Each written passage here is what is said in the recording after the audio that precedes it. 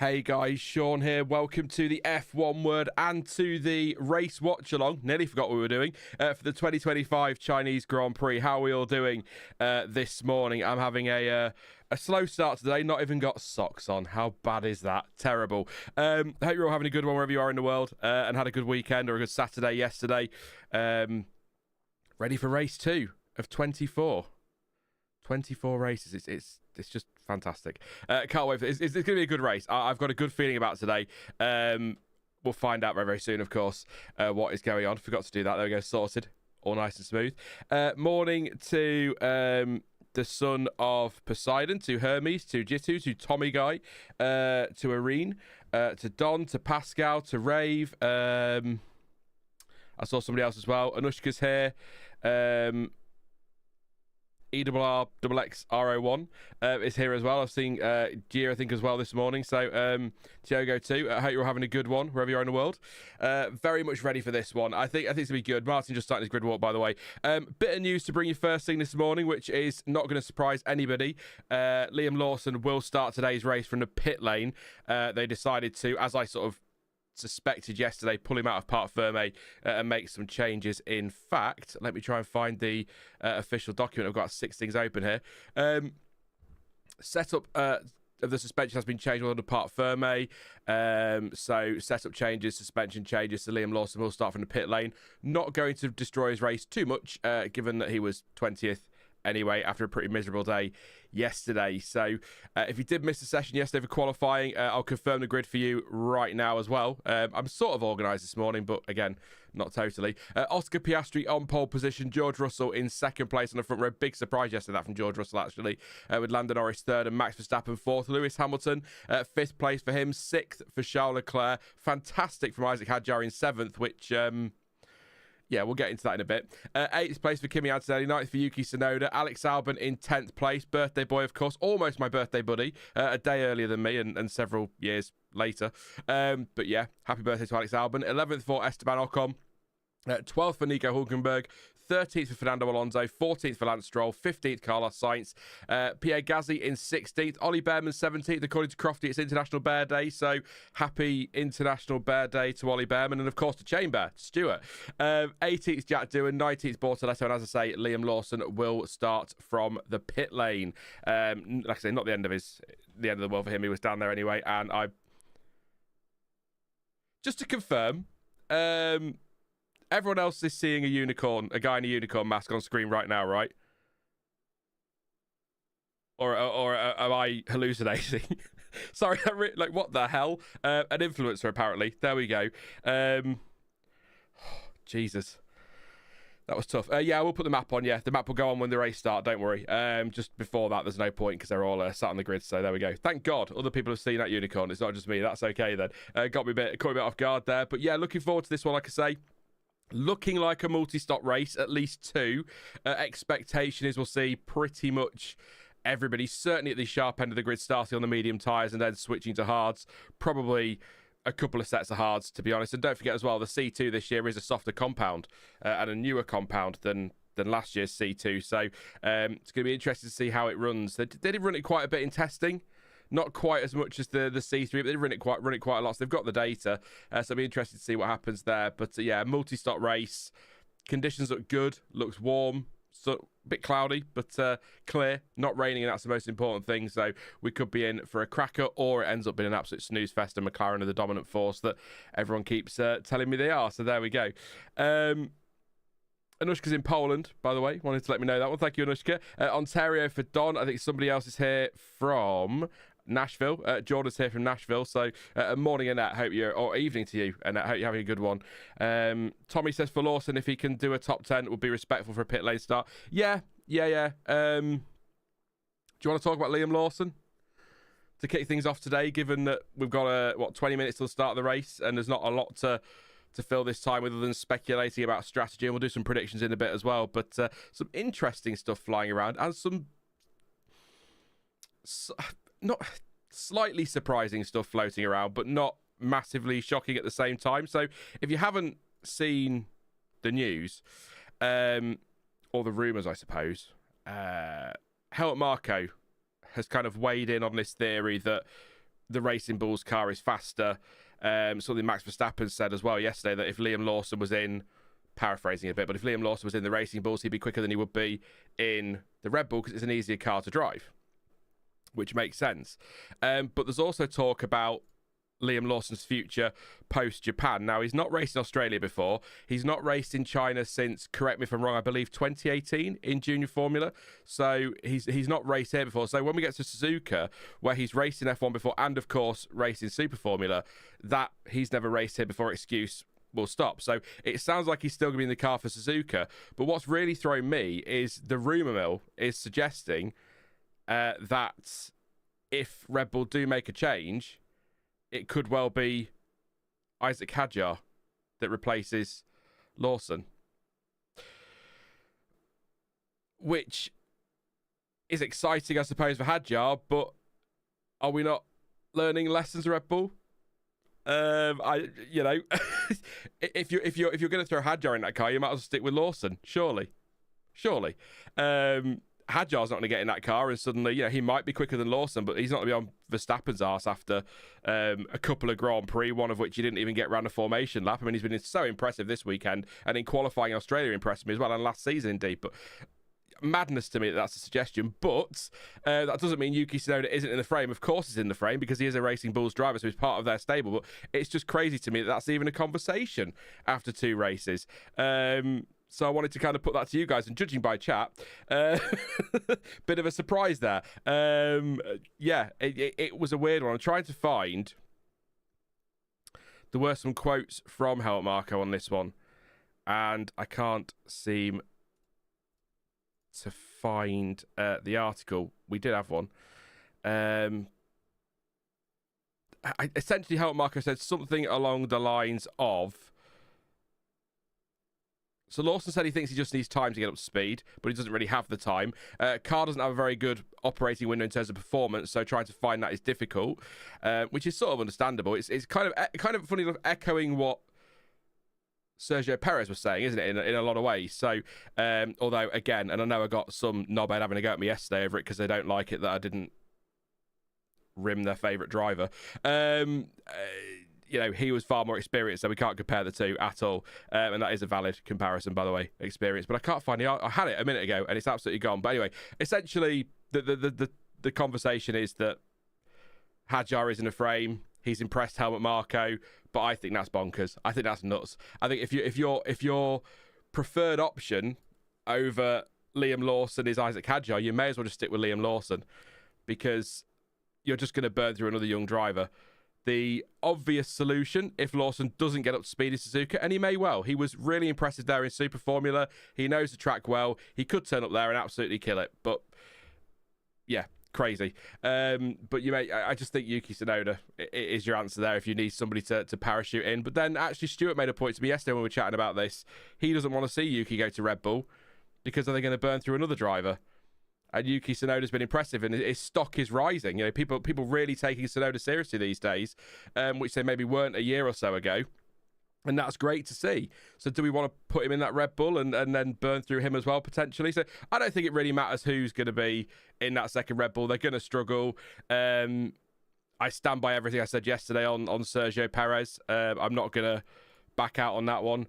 I'm trying to think the words I use. So, as a lot of you will know, long-time viewers, I have spent the last 2 years doing nothing but defend Sergio Perez to the point where you guys have called me insane and had a go at me for it, and told me off like, sure, for God's sake, stop trying to defend him. But that's how I was. But the point I was making yesterday was that I thought dragging Lawson, who has just got 12 race starts compared to Sergio Perez's 281 and 4 years of chances at Red Bull, is absolutely ridiculous. But people just don't like him because they think he's arrogant, like pretty much every other driver on the grid isn't arrogant. Come on. Look at them. They're rich, they're fast, they're all good-looking guys. Of course they're arrogant. They're not miserable, are they? But yeah, I'll always stand by that. Whether or not Lawson is the answer is a completely different question. But nobody's going to convince me that keeping Sergio Perez in that car was the right thing to do. Making that change was 100% the correct decision. Whether they made the right call as to who replaced him is a different conversation. But Checo showed no signs of turning it around at Red Bull. He was atrocious for best part of 2 years. was, some great races for Red Bull. Don't ever forget Abu Dhabi 2021 and the role he played there. Some of his wins were fantastic as well, but let's not pretend like he was setting the world alight and was going to turn it around, because he wasn't. So making the change was right. But again, long-time viewers know what's coming. Carlos Sainz was right there. So there you go. Anyway, yes, he was talking to Rainbow Unicorn. He was Don. Thank you. At least it wasn't going quite crazy. But I will say, and again, what's coming. We've said this a lot over the last few weeks. We've not even had 2 races yet.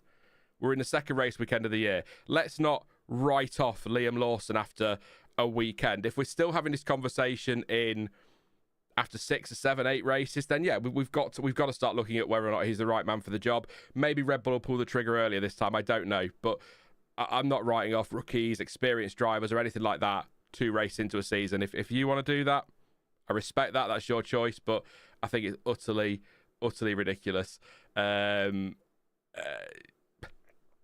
A week ago, everyone was saying Lewis Hamilton was done, and he won the sprint yesterday. So a sprint's a sprint. I get that, but let's not judge people on one weekend. That car, but even Max Verstappen saying that car's bad to drive. So I will say this one final point, not necessarily Liam Lawson, and I think you'll agree, chat, and most people watching. Red Bull never prepared for the exit of Daniel Ricciardo and were caught out, and they've done nothing but chase their tail since. If Max Verstappen leaves to go to Mercedes at the end of the year, they are fucked. It's as simple as that. They are so done. What do they do then? Seriously, absolutely screwed. So they need to get their arse into gear with their drivers. But maybe Lindblad's the answer for the future, but you don't want to burn through another junior. We'll see what happens. But give people a chance. It is my point there. And I'm also not going to sit here and pretend that other drivers who were in that car are still the answer, because they're not. Maybe Pierre Gasly in the future could get a shot back there. I don't know. But hopefully it's all okay. Hopefully it's all okay for Lawson. See what he does today. He did come through quite well in the sprint yesterday to 14th. Maybe he can do something similar today. Points from the pit lane, I think, might just calm people down a bit. But yeah, enough on Liam Lawson. There was something else.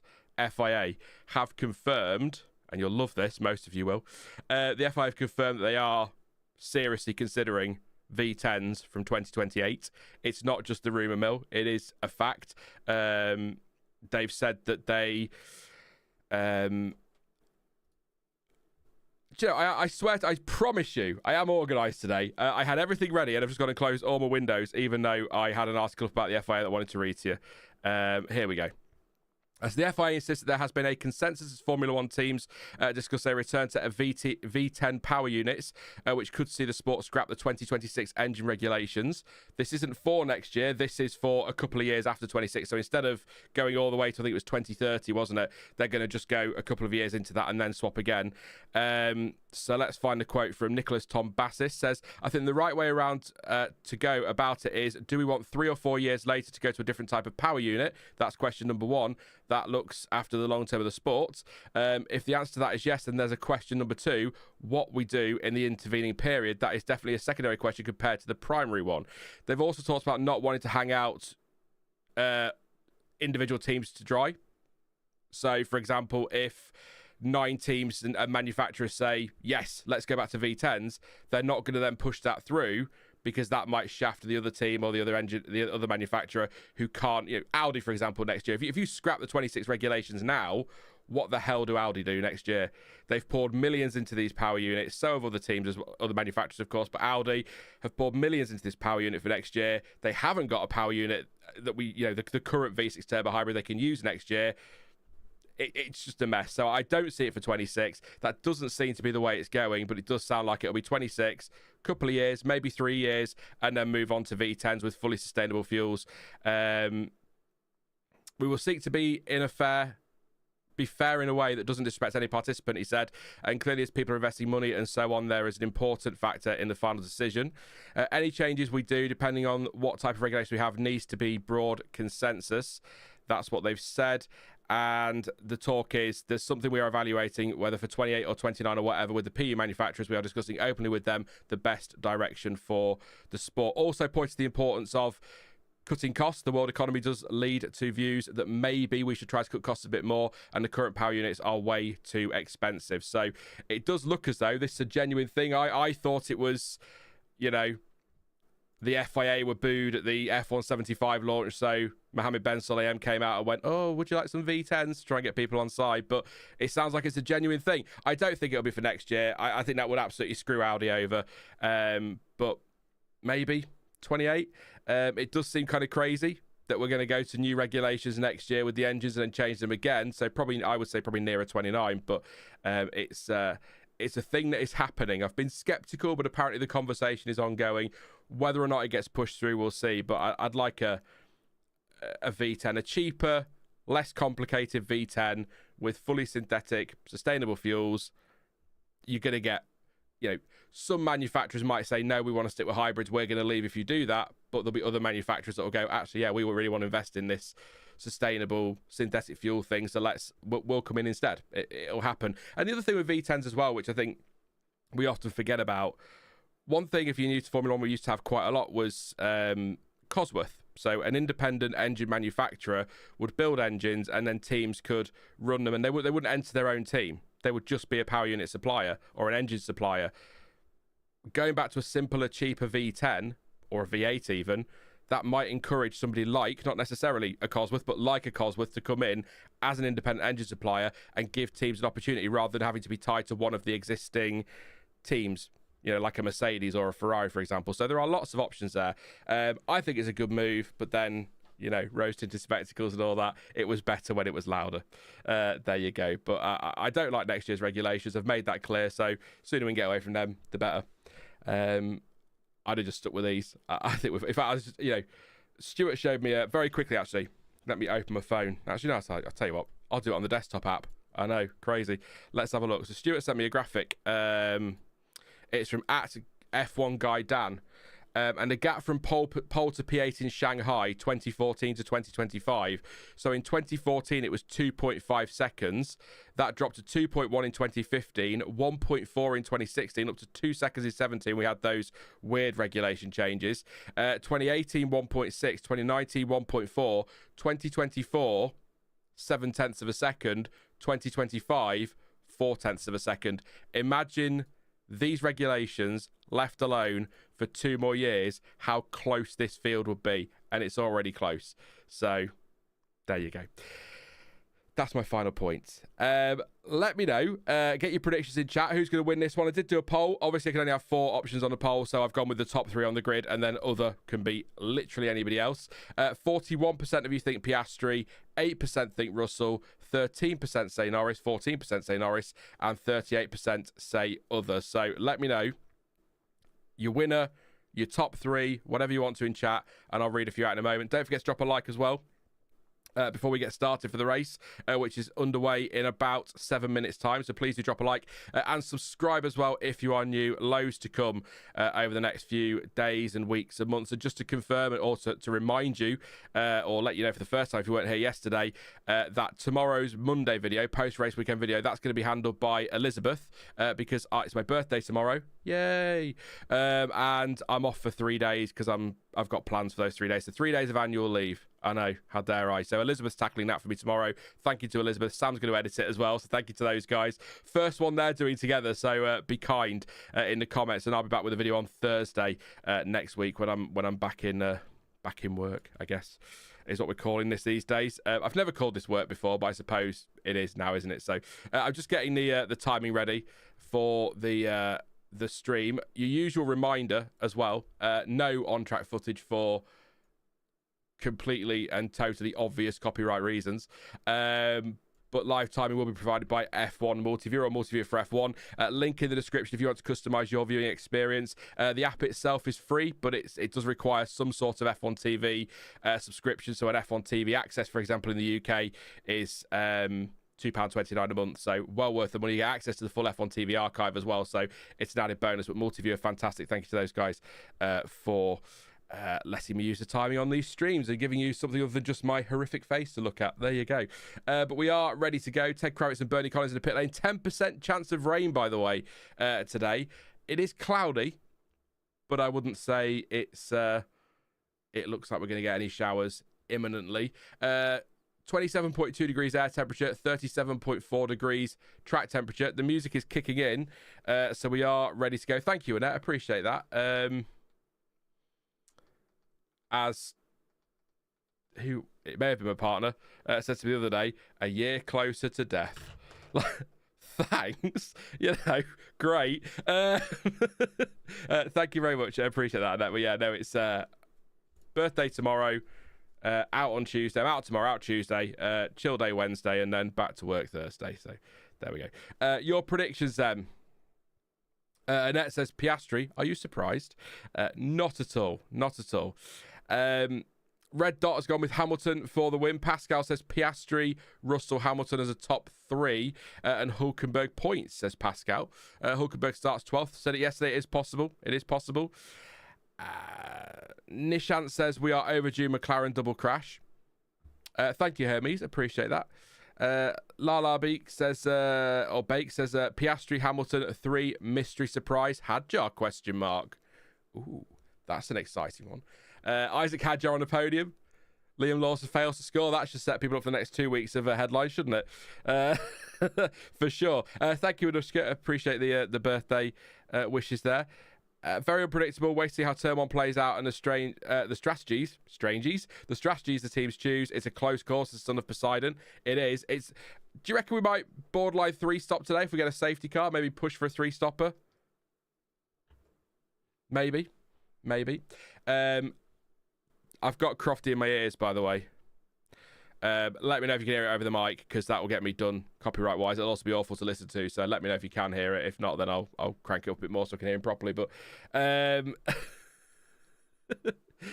yeah, I'm going to read it. Herbie says 10% chance of rain. Put on the wets. Ferrari. Yeah. Always cloudy in China. Forecast for the day is no blue sky, says Tom. It was quite blue yesterday, wasn't it? So, but yeah, always looks a bit cloudy. James says Piastri, Norris, Verstappen, Hamilton, Russell as a top 5 there. Ascent for rain, no Racing Bulls points, says Eternal. Louis Steve says Norris will win. Piastri's weakness is tyre management. Tyre management's going to be the big key today, isn't it? Massive. We saw it in the sprint. Ash says morning. Morning, Ash. Hope you well. Thank you as well to Cyrus Man for the birthday wishes.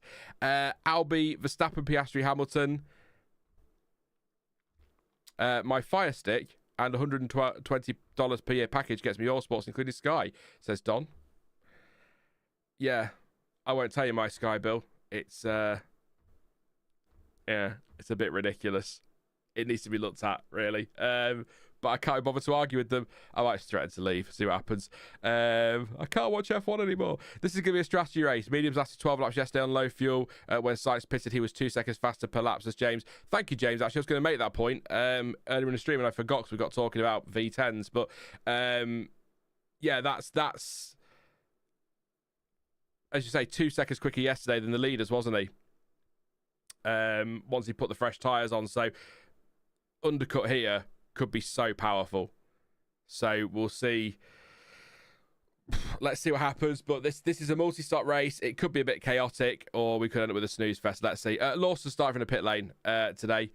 He's had changes to setup and suspension and whatnot in Parc Fermé. So I assume Red Bull going for a potentially racier setup for him to see if he can get through the pack and maybe score some points. That's another prediction for you while we get ready for the formation lap here. What position do you think Lawson will recover to from the pit lane? Do you think he will get top 10? Or do you think he'll be lucky to finish above where he did yesterday in the sprint? I mean, he got up to 14th yesterday from 20th.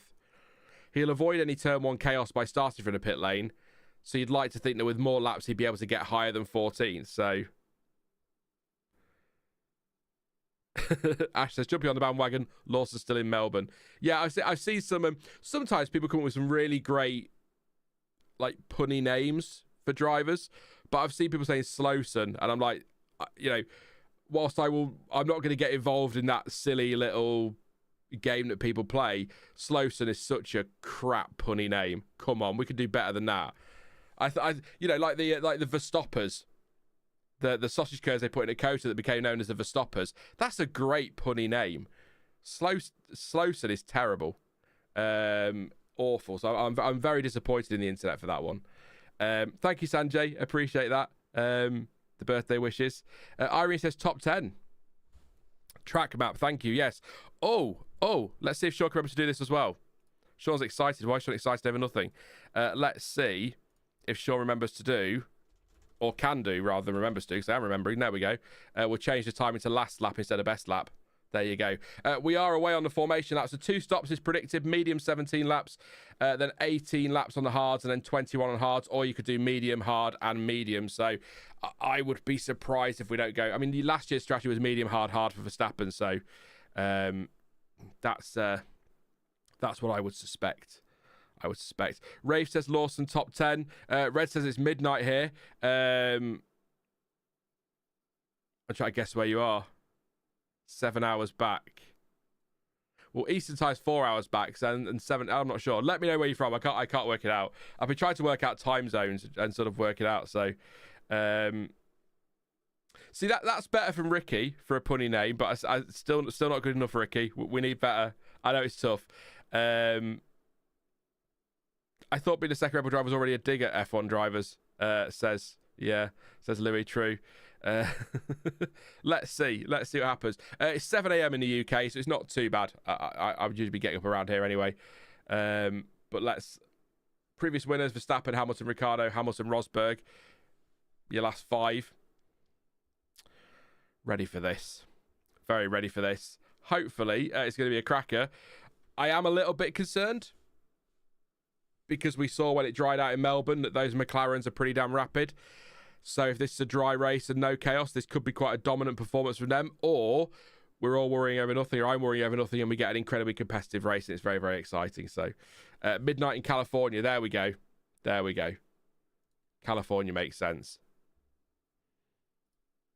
We're in that little weird phase where usually Eastern time is about 5 hours, is 5 hours behind the UK. But I think daylight savings has changed over there, and we're not till next week, so we're only 4 hours, so it keeps confusing me. Stroll, Bearman, and Lawson hards are going to show everyone how good the hards are, since no one had run any at all. Yeah, just the 3 drivers on the hards. Could be interesting, but might lose a bit of ground off the line. I mean, Lawson's he may as well go to the hards, hadn't he? Go for it. 3 a.m. in Barbados. I've just itched my glasses. That makes no sense. It's just still early. I didn't have a coffee either, so here we go. They're lining up on the grid. I'm going to mute my mic today. I want to try and drink.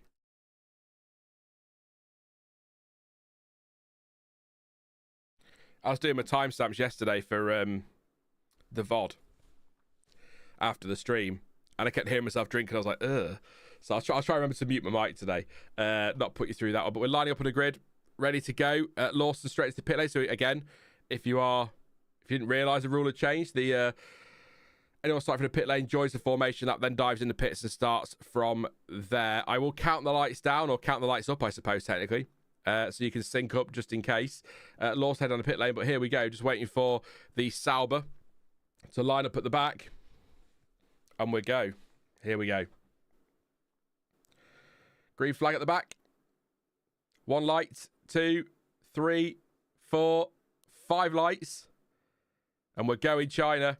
Pit exit is open. George Russell's got a cracking start, taking the fight to, big squeeze from Piastri as they head down to turn 1, but Russell isn't going to get through and has that compromised a little bit. It has indeed, and that's allowed Norris around the outside to move up into second place, but Russell's still got the inside line. Will he fiat it? No, he won't. And it looks like we are going to have a McLaren 1-2. We are indeed. Piastri leads Norris. A good start for Norris. Russell got off the line really, really nicely there, but unfortunately for him, got squeezed by Piastri, and that compromised him into turn 1 and has allowed Norris through. We've got some movement at the back there as Antonelli has a go at Max Verstappen, who's gone backwards, I think, down to 6th place. 2 places lost. Russell having a look at the inside of Lando Norris into turn 7. I get confused here. Turn 8, they are battling hard here. Lewis Hamilton right behind George Russell as well. A really tight start at the front here, but Piastri does lead. We've got double yellow flags out there as Bortoleto has stopped on track, and off the track goes one of the Racing Bulls. Lawson up to 18th place if you're on Lawson Watch today. Is Bortoleto moving? He is moving now, so he's been off. Max Verstappen, Charles has a broken front wing, saying over the radio, so something's happened to Charles Leclerc as Alonso drops to 12th and Albon moves up to 11th place. Yellow flags have gone now, so so we are racing. So Bortoleto has got going, but we've got Tsunoda ahead of Hadjar. Those were the two that were battling and off track coming through turns 9 and 10 there. But yeah, let's let this settle down a little bit as Verstappen has a look at Charles Leclerc, who has got a broken front wing. We can see damage to the left front end plate is missing, actually. His left front, our right. So there we go. A bit of a chaotic start there, but nothing like we saw last week. We've got 20 cars still in the race, which is better than we were a week ago, which is good stuff. But Piastri has got the lead, and Russell now starting to fall back a little bit on Lando Norris. So that was a fun little fight into turn 1, but track slippery in turn 10, so there might be some debris down there. Bortoleto does pit. Intrigued to see what Bortoleto has done. The two Ferraris touched, according to James in chat, so wait for replay. If they did, second weekend in a row they've done that, because they did brush a little bit, didn't they, in Australia. No damage done, but they did make contact. Here we go. Charles Leclerc into turn 1. Who's he got his outside? Verstappen's on his outside. Leclerc goes into the corner. I'm guessing. Oh, yeah, Lewis. Oh. So Hamilton sort of leaves enough space, but then Leclerc just gets it all wrong. Car slides and sideways into Lewis Hamilton. So that's where the damage has come. So the Ferraris did touch. Second weekend in a row. There's contact. That one a bit more serious, though. So a lot of damage. In fact, the whole end fence is missing from that front wing on the left-hand side. So Leclerc... Well, I was going to say about struggle. We've seen actually with these regs at times, haven't we, that it doesn't actually hamper cars as much as it used to. So let's see what happens to Leclerc. But Piastri 1.2 seconds clear at the front. Norris purple first sector and closing in, although a little bit slower. Well, 4/10 slower in the middle sector. Russell now closing in again on Norris by a tenth and a half. So maybe coming back into that one. But yeah, Russell, we'll see a replay in a bit, but got a good start. Took the fight to Piastri, put the squeeze on, which is perfectly fine. That's part of the game. And that compromised Russell, which allowed Norris around the outside at turn 1 on the better line. So yellow flags, again, this time at 8 and 9. So I don't know what is happening there. So Bortoletto's still going. But I wonder if there is some Ferrari debris down there. Or something potentially from Bortoleto when he had his spin. We've not seen what happened to Bortoleto yet, or been off track. So there we go. Could be Leclerc's wing. Yes, Warren. Yeah. Track sets is clear now in sector 10, or track is clear in sector 10, and things are, as you'd expect, settling down a little bit. Leclerc said in the radio, and we have 20 to 30 points lost on the front. If we can survive, we wait for the first stop, is what he's told by his engineer. So 20 to 30, and Leclerc says we can survive. There you go. I wonder if he'll add that to the to the words of wisdom. Mad says, I have front wing damage. Yes, that would be the front wing damage. Very good. Very, very good. 22 cars seems too many for next year, says Don. Oh, I like 22 cars. I've always liked 22 cars. Yeah, good point, Warren. That's going to hurt him on his tyre wear, which is already going to be pretty critical today for everybody. So, good start. But things will settle down now, I'd imagine, as we enter into tyre management, pace management, fuel management, all of that business. Hopefully we'll get some action, though, throughout this race, and it doesn't just settle down too much, and we end up with those awful DRS trains and 1 second gaps to everybody. But Gasly on the radio. Brakes on fire for Alonso, apparently. I can't see. Maybe his rear brakes? Potentially.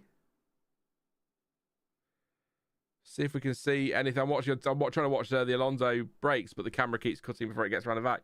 It goes a bit deep there, Alonso. Yes, he's got smoke coming from his right rear. So something is going on there. So brakes on fire. Your defense is terrified. I was going to sing it and I didn't. Don't worry. But yeah, definitely something. And Alonso's stopping. Alonso's slowing down here. I think. Oh, and a lock-up for Bearman as well. But Alonso is slowing down. Let's have a look at the right rear. A lot of smoke pouring out there now. That looks like game over for Alonso, unless he's just going to get back to the pits, have that checked, and might be able to get going again. But yeah, bad start here for Alonso. Fire on the brakes. Bortoleto at the back. 34 seconds off his off Alonso at the moment, and well off his teammate as well. I cannot brake. No brakes is what he says on the radio. So it's game over for Fernando Alonso by the look of it. Not easy to change brakes on these cars. So Fernando Alonso out of the race, I would imagine. But yeah, looking at the start again, a good start for Russell, but Piastri just puts that squeeze on. Russell doesn't want to send it in there, so just lifts into that corner. It's a tight entry then, which allows Norris around the outside. He even comes under a little bit of pressure, briefly from Lewis Hamilton, and the Ferraris make their contact. Everyone else seems to squeeze through. What happens to Bortoleto, Lawson at the back there, having been starting from the pit lane? I did wonder if Russell might send it into 4, but he didn't. Is it 4 or 6? 6, isn't it? There's a couple of corners that aren't corners early on, and a couple that are corners that aren't, if that makes sense. But yeah, just very tight. There was a squeeze and a tight entry. Norris ran the outside. We're going to get a nice shot here of the Ferraris making contact. Yeah, Leclerc up on the curb, a bit sideways and into his teammate. Interesting enough, though, despite the damage, Leclerc's pace is good, and he's actually catching his teammate at the moment. So what happened to Verstappen? So Verstappen went to the outside with Norris, and then Lewis Hamilton tucked up the inside quite nicely and took the place. And then Leclerc is going to get in hot. Does he stay ahead of Verstappen? He does indeed. Hamilton on the radio been hit by somebody. That was from the start, of course. So, big damage there. I tell you what, I'd be surprised if that doesn't get a meatball flag. Honestly.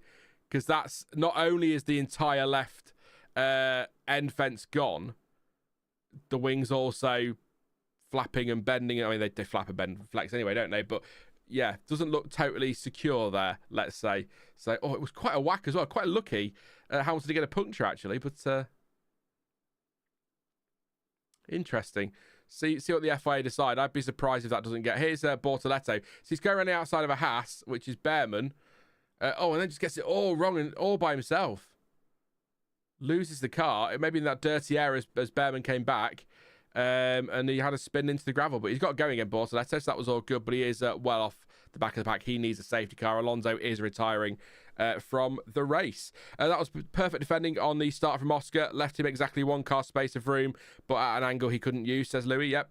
Good start from Oscar there. Norris is closing on Oscar 4/10. Yeah, half a second between them. Russell has dropped off a little bit now, 1.1. Well, it was about 1.1 anyway, wasn't he? So that top 5 still very much in contention. Verstappen, clearly, whether he's looking after tyres, I don't know, but clearly hasn't got the pace at the moment. 0.8 slower than the leader, nearly a second down on Norris, pace-wise in second. So Verstappen in 6th place. Antonelli actually on the back of him here, 1.2 seconds behind, or a second behind now as he closed in. All about DRS down that back straight. If you get DRS down that back straight and you come off turn 13, 7/10-ish behind, that should give you a chance of shooting by. Leclerc has dropped off the back of Hamilton again now, by the way. He was closing in. I don't know if Hamilton's got damage. Irene, I'm not sure. But Leclerc definitely has damage, so there'll be definite. We've got yellow flags. Again, turn 2 and 3. Is that more bits of the Ferrari, potentially? It's now gone again, but everyone's moving, so.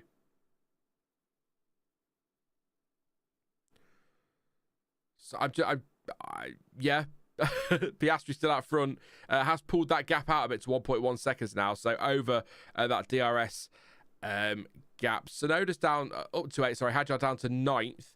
Lawson up to 17th, but 2 of those places made up, of course, by Alonso's retirement and Bortoleto's spin, but it's still progress. What's his pace like? 39.2 for him. His teammate a 38.7. So half a second slower in traffic. Not awful for Lawson at this stage, but 17th place is not where he should be in that Red Bull, no matter how difficult it is to drive, really. But this isn't new, is it? This Red Bull second driver problem isn't a new problem. Yeah. What are you saying in chat? That's what I was going to do. Bortoleto was lucky not to beach that, says Fudge. Yeah, it's a good point, actually. We've seen how easy that can be. I thought something happened then. Sorry, that threw me off there. It was fine. It was a weird angle. Did you see that Verstappen said he'd need everyone in front to retire and still wouldn't win, says Ash? Yeah, I saw that yesterday. I want to use more fronts. We don't want to, said the engineer. Well, I want to. Okay, do what you need to do. That's Tsunoda's radio. Tsunoda wants to use more front. The team don't want him to. He says he wants to. The team said he can if he wants. There you go. Alonso retired brake fire, son of Poseidon. lot of smoke coming from his rear right brakes. He's pulled in and retired. So game over, Fernando. Nothing, no contact, nothing like that. Looks disappointed on the pit wall there. But I think this is going to be a tough year for Fernando and Aston Martin. It's all about 26, isn't it, for them? Hey, Betty. Hope you're well. Please do drop a like, by the way. 780 if you're here, 75 likes. Let's get that well over 100. That'd be fantastic. Do you know what? Let's even go let's go bold. Let's go for 200 really, really quickly. Let's go for it. Let's do a power push for like. Is that a thing? I'm making stuff up now. Drop a like. Subscribe if you're new as well. Lots to come this season and indeed this coming week as well. Not long as well. We've got a week with no racing. Then we've got a triple header. So small graining front left for Lewis Hamilton.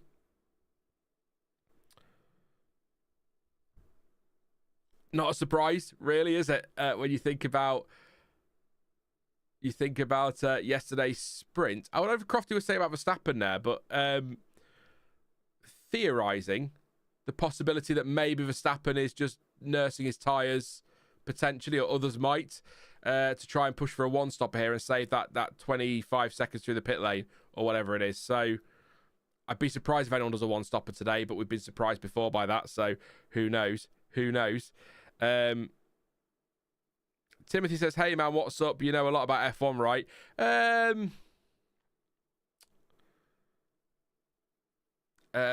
Norris is starting to struggle on the left front. I mean, I've been watching 32, 33 years, so I mean, I'm not knowledgeable when it comes to the aerodynamic side of things, but history, I can pretty much cover that, and you know, I enjoy the racing and talk about that, but not really in terms of technical side of things. But yeah, I know a bit.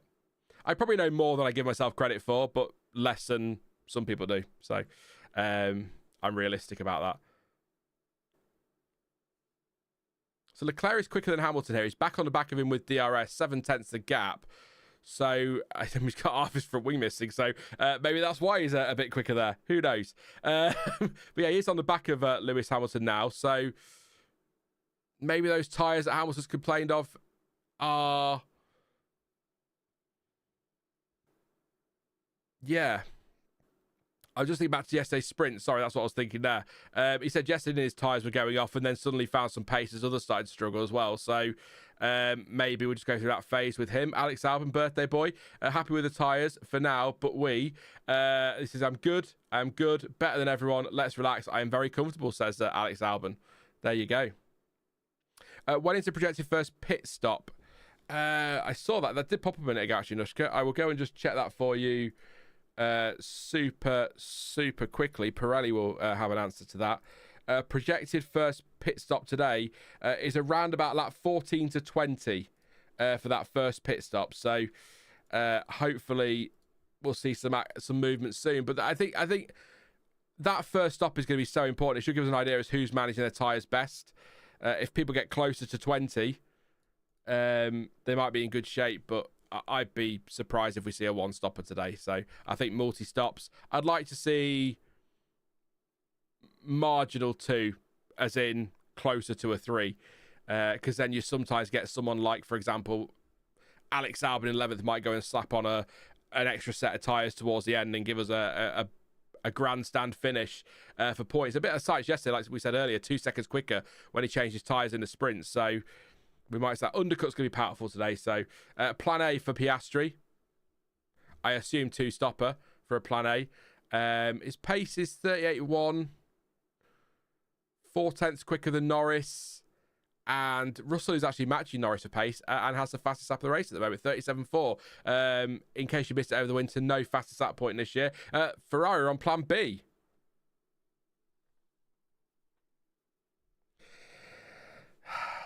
It's only lap 10. Why is Bortoleto so far back? I had a spin on the first lap and then had to pit, or had a pit stop to, I assume. He has changed tyres to the hard. So yeah, but put some new tyres on.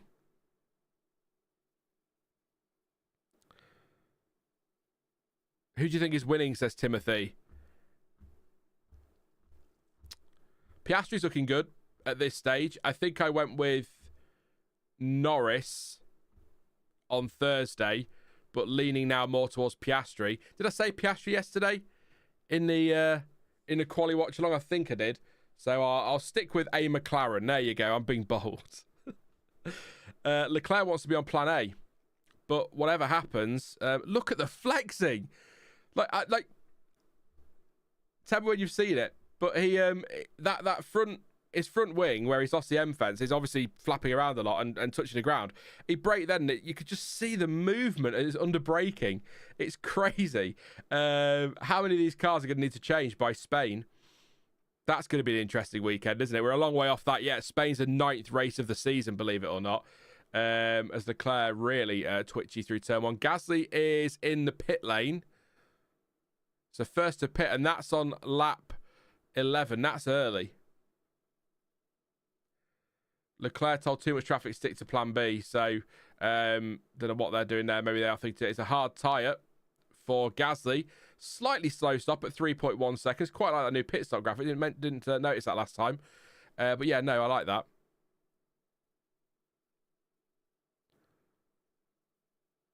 Yeah. One stop Ferrari, maybe? They might try it. Just going to watch this now. Yeah, they're watching the replay now. Look at that. If you watch the slow-mo of Leclerc's front wing there, just under braking, the movement in that is wow. Let them get on with it. It's good fun. It's technical sport. Yeah, right. Lawson is up into 16th place, by the way, getting past Gasly, who has, of course, just pitted first.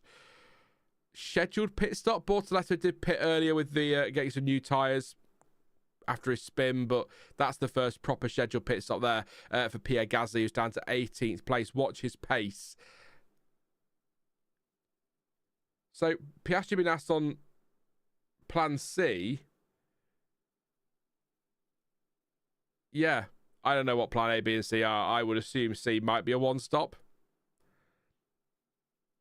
Tsunoda's in the pit. So now what's going to happen is we're going to get a reaction to Gasly, aren't we? Ocon's in as well. So we're going to get a load of stops here. Lawson 39.1 personal best. Still a second off the lead pace, but up to 13th place through these pit stops. He'll run longer than a lot of these, of course. He's on the hard tyre. Hulkenberg up to 14th. Tsunoda and Ocon dropping down. What's Gasly's pace? 28.9 in the first sector. Over the line, it's a 55.4. Obviously, that is an outlap. So 41.7. He's got ahead of Ocon again. So still 16th. Doohan's pitted as well. Interesting. So Tsunoda, Gasly, Ocon, Doohan pitting. Tsunoda still 15th on pit out at the moment. Will be fine though. Just ahead of Gasly. So that was an important call actually from Racing Bulls because Gasly was closing in. He's not far off the back of him. So good shout there. 1.4 seconds between those two.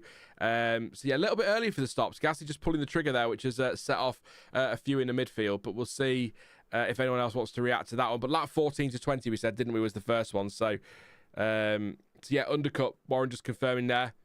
Ocon being undercut there by Gasly. So it is powerful. That's one lap, of course. So in fact, actually, Ocon's just done a purple middle sector. That's how good the undercut is. 28.9 in the middle sector.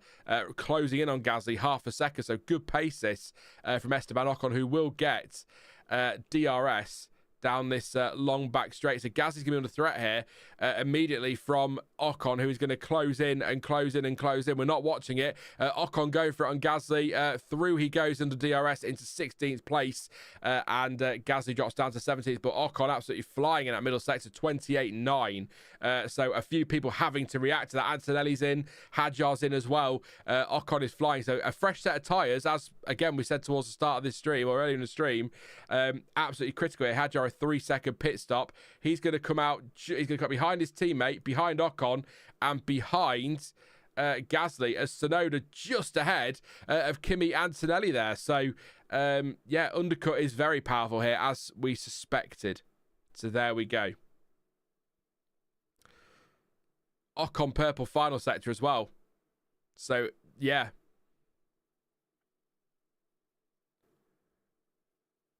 Interesting. So that has, we thought the undercut was going to be powerful today. That's really powerful. And Doohan's done a purple first sector. So yeah, get those fresh tyres on.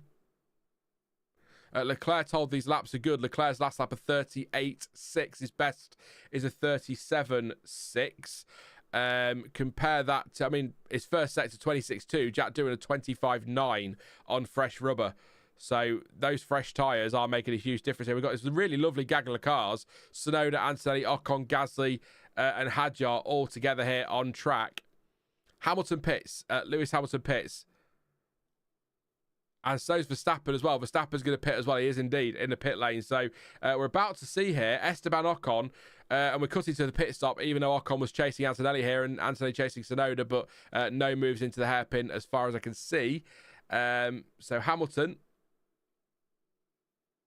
didn't show his stop.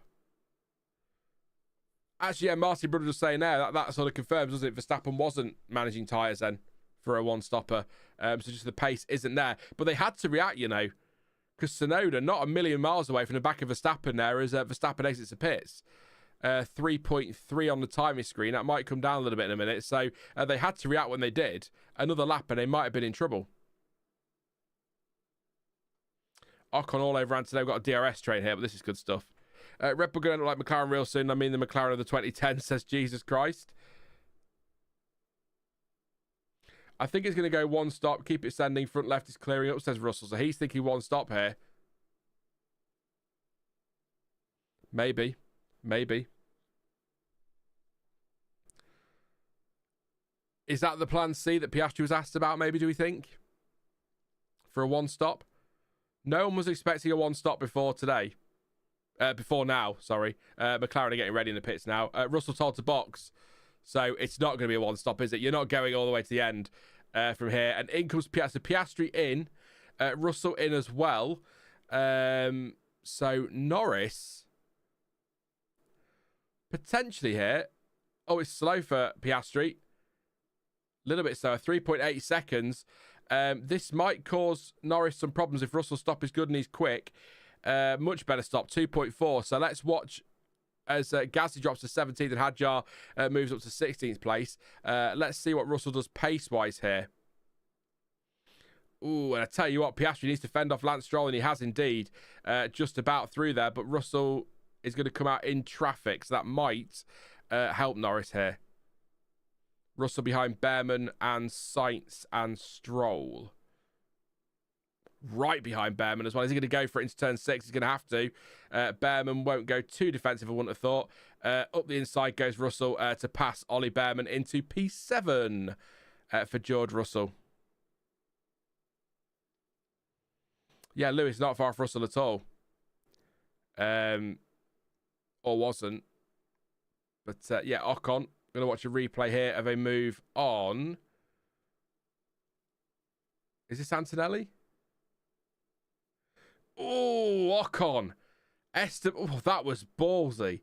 On the grass on the inside, down that long straight. Antonelli put the squeeze on. Ocon just went for it on the... Wow.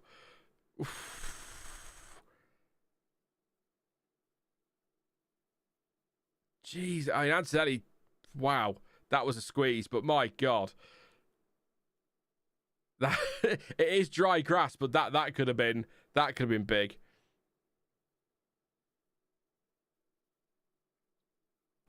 So in comes Leclerc, Norris as well. He's on the pit exit now. I tell you what, here's Piastri, and this is going to be, Stroll's going to get ahead of Norris. Is Russell going to have a look as well? Russell around the outside of Lando Norris. Norris cannot lose his place. He's got the problem. He's boxed in by Stroll there, and Russell does get through. Does he touch Stroll there? A little bit of contact, but Russell is ahead of Lando Norris. That even with traffic, the undercut has worked for George Russell, who sends it on Lance Stroll to go through, who will surely keep Norris at bay and does for a bit, and then Norris gets him on the cutback there. Will Stroll keep the place? He will. Tricky to work it out through 7 and 8, but Norris will get the position and passes Lance Stroll. No point fighting that too hard, but that's quite costly that for Norris. I did say, or we said, didn't we? But somehow, despite traffic, Russell did jump him, so the undercut is ludicrously powerful. Verstappen, a 37.3. Fastest lap of the race in 11th place, just behind his teammate, by the way. 1.6 seconds behind him. So, by comparison, Lawson did a 39.7 on the last lap. So, on older tyres, of course. Lewis Hamilton here. We're going to see the move on Liam Lawson into the hairpin. And through he goes. Up into 8th place. Oh, dearie me. What's Leclerc having a go here at Ollie Bearman? So Leclerc didn't change the front wing. Interestingly enough. Fair enough. So your running order, and I've only just realised, your race leader, Alex Albon, through the pit stops. Piastri is second, Russell third, Norris fourth. Stroll up in 5th, 6th for Sainz, 7th for Hamilton, 8th for Leclerc, 9th for Bearman, 10th for Verstappen. Lawson 11th, Hulkenberg 12th, Tsunoda 13th, Ocon 14th, Antonelli 15th, 16th for Hadjar, 17th for Gasly, 18th Doohan, 19th Bortoleto. Alonso out of the race with that brake fire earlier in the Grand Prix as Verstappen does a purple first sector. Albon, Stroll, Sainz, Bearman, Lawson, Hulkenberg yet to stop. Bear that in mind. This is a replay of Norris on pit exit. So he does initially, he's ahead of Russell. Russell has the speed and ties up temperature to go around the outside. But then Stroll sort of boxes Norris in a little bit there. Russell very nearly touched Stroll with his front wing there. And that allows Russell to kind of keep the position. And then he's going to send the inside into 6 and keep the position. But Leclerc is quicker than Hamilton here. And we might be about to see a pass down the straight. Does he have DRS on sights, Hamilton? Which might save him here. No, Leclerc's going to get him. Also, we need to be watching the battle for between Russell and Norris here. Norris is all over George Russell and DRS as Piastri takes the lead from Albon. And then we've got, it's chaos in there. We've got Carlos Sainz overtaken by both Ferraris who are side by side. Norris is all over the back of George Russell now with DRS. Who came out in front there? Hamilton in front. Leclerc in 7th. So there we go. Oh, and there goes Norris on George Russell. Takes 2nd place. Russell... Did he just say switcheroo? Crofty, stop it. Russell couldn't fend off the DRS of Norris there. Put a squeeze on, but Norris got through. Back into 3rd place for Norris, and now could chase down Alex Albon, who's yet to stop. Piastri already out in front. Looking good for Oscar Piastri at the moment. Sainz in the pits. I want to watch the Ferrari Sainz thing again.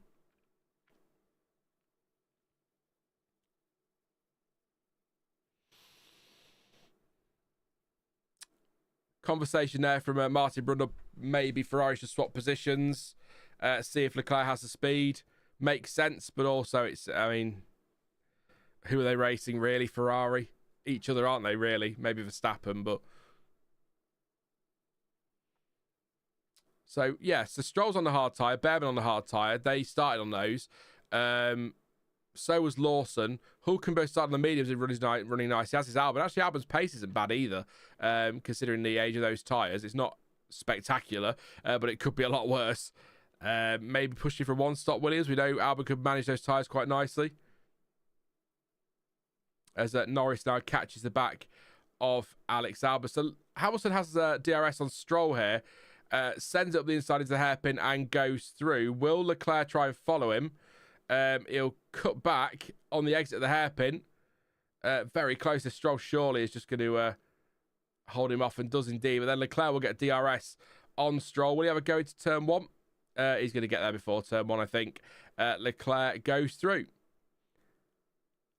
Is that Bearman on the back of Verstappen, or has Verstappen just passed Bearman? I think Verstappen just passed Bearman, didn't he? So looking good, yeah, looking good for Williams at the moment. 18 laps on the tyres. Russell does a 1:36.8 in the fastest lap of the race. Timing screen going mad as Lawson pits. His first stop, I assume, will switch to mediums unless they want to go long and try the mediums late on. Lap 19 of 56, 38 to go. Norris on the back of Albon at the moment. Yeah, strategy, but we've also seen, because we've got these these early pit stops, we have actually seen some good overtaking as well because we've got cars out of position through the stop. So a decent race so far. Enjoying this one, but let's see what happens as things settle down inevitably. Warren says Antonelli quite slow. What's Kimi doing? He's got Hadjar behind him. Yeah, Ocon did a 38.4, Antonelli a 40.2. As Norris passes Albon for P2. So yeah, Antonelli not rapid, is he? At the moment. Good spot that one, Warren.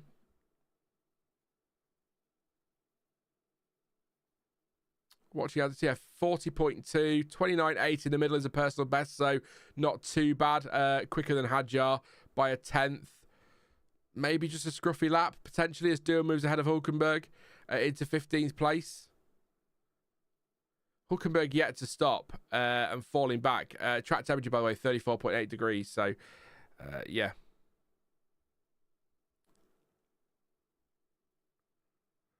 Swapping cars in turn 14, Hamilton's told. To which Lewis says when he's closer, yeah. So, interesting. Tsunoda lap time deleted. Hadjar as well. Had one deleted earlier on, but we shouldn't see any track limits issues today. Shouldn't. You never know in F1, of course. Stranger things have happened. But yeah, Hulkenberg pace is not great at all. 42 flat. Sights behind on fresher tyres are 37.9.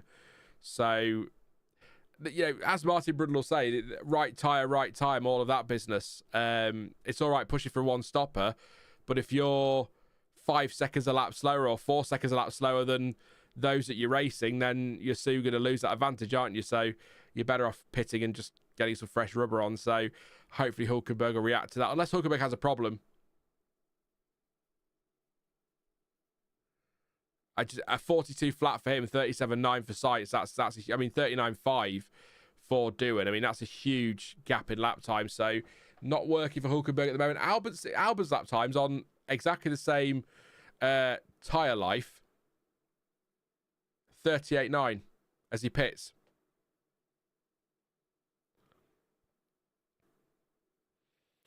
Don says anything can happen in F1 and usually does. Murray Walker, yeah, that's one of it, as the Ferraris do swap positions. Of course, the other famous one is if is Formula One spelt backwards. Oh, Miss Murray. It's not the same without him. It's not the same without him. Albon's down to 13th. Then he's going to drop to 14th and comes out ahead of Jack Doohan. So that's not worked out bad at all for Albon. In between the two Alpines. 1.5 to Gasly, so a little bit of space, not a lot. He's going to have to fend off Doohan down the back straight. Hulkenberg's pitted as well. His lap time's absolutely plummeted. So, yeah, they have swapped the Ferraris around. So, let's see what Leclerc can do. Only a 10th between him in terms of best lap. So, let's see if Leclerc just disappears here. He's already 9/10 clear of his teammate. He's chasing after George Russell. But the pace is decent. It's not bad at all. I mean, if you look at Piastri 37.4, Leclerc 37.2, Hamilton 37.4, they're on the leader's pace here, and they're not out of this. Look at the hope in my face as I say that Ferrari might be able to take the fight to McLaren, but we'll see. 4.4 seconds of lead at front, by the way. Really good stuff at the moment. Good stuff from Piastri at the moment. Some good management as well. So, him and his teammate, nothing between them. 37.985 last time around for Piastri. 37.979, 6 thousandths of a second between the two of them. So, yeah. See what happens with Ferrari then. Oh, I'll mute that before I have a drink. I did promise.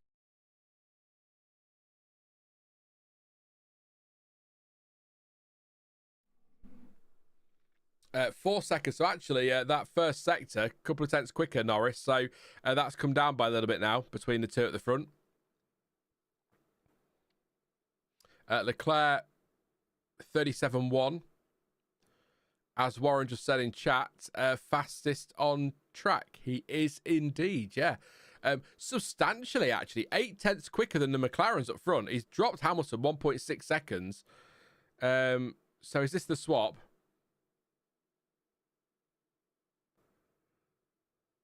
And there you go. Leclerc let through by Hamilton. But yeah, Leclerc's pace at the moment, 1.2 behind Russell, 7 seconds off the lead, 8 tenths quicker on the last lap than the McLarens.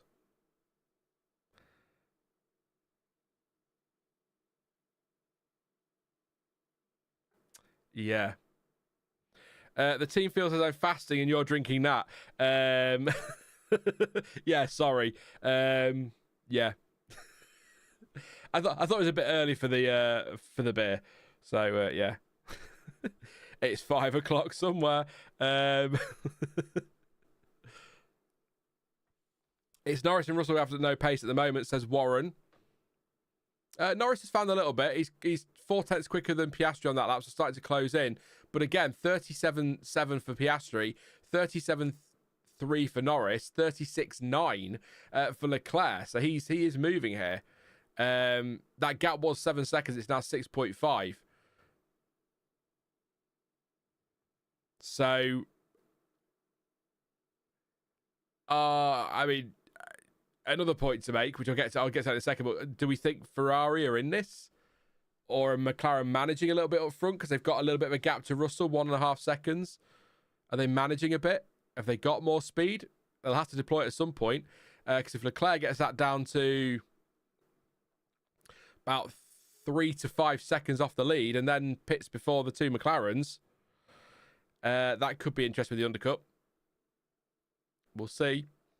We'll see. The other point I was going to make, Lance Stroll and Ollie Bearman driving superbly well, by the way. Stroll in 7th place, Bearman 8th. Neither driver have stopped. 22 laps on the hard tyres. And in terms of lap times, Bearman are 38.3. He's not that far, relatively speaking, off the pace of the leaders. Obviously, you know, half a second is a lot in F1, but when you're in a Haas versus a McLaren, that's not awful. Lance Stroll, 38.6. So their pace is decent, considering they've been on those tyres for a while. So great driving from both of them, and they're bringing themselves into play here. If they can make a one-stopper work, they might be on for points today. Bearman all over the back of Stroll, by the way, half a second between them. So great driving there.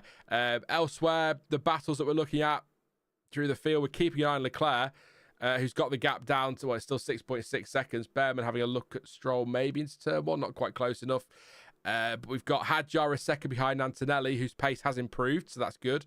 Gasly 1.6 behind Albon, Doohan 1.1 behind his teammate. Sainz only 6 tenths behind Doohan, so that's a battle worth watching, or keeping an eye on there. 37.7 on that lap from Sainz, half a second off the pace of Piastri up front. Hulkenberg 37.7 as well, so good driving here from Bearman and Stroll.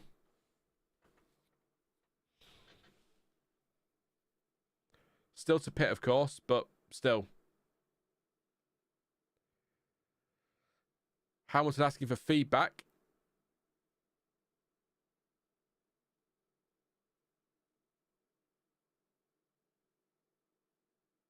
I'm not sure what the info was, but I think it was just telling in the order. I don't know. I didn't quite catch that. I'll try and listen, but yeah.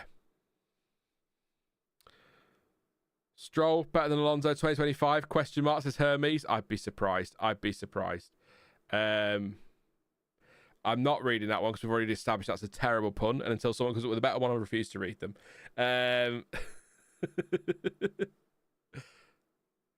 Here we go. Bearman, is he going to get a go at Stroll here at the hairpin? Will he go on the grass like Ocon did earlier? Bearman sent it. Lock up on the right front. You don't want to be doing that if you want to try and make a one-stopper work. He's gone in too deep. A little bit hot there from Bearman, and that is missed that one. Basically, done. Yeah, that was unnecessary. Right front, lock up. On a long run, trying to one-stop potentially. That's not what you want to be doing. But yeah, it was a bit ambitious there from Bearman, but not too far off pulling it off. But Stroll is still ahead for now. But this is a good fight here. 7th and 8th place. 4 seconds of gap at the front. 36.9 for Piastri. 36.9 for Norris. 37.3 for Russell. The pace has dropped off for Leclerc. 37.3 now. So Leclerc saying that the Mercedes traction out of turn 12 is impressive. Here we go. So yeah, Bearman was quite a way back going into that hairpin. Goes hot, and then the lock up on the inside front, and then, yeah, you're just going to lose that position again, isn't he? So there we go, back through. Goes Lance Stroll. But, yeah, so Leclerc's pace has dropped off, but that could be because he's now right on the back of George Russell. So only 8 tenths behind a second now. Did he get through DRS there? I'm guessing he's got DRS. Was he close enough for it? He was indeed. So the pace is there in clear air for Leclerc. Gets caught up behind the McLaren, the Mercedes, sorry, and suddenly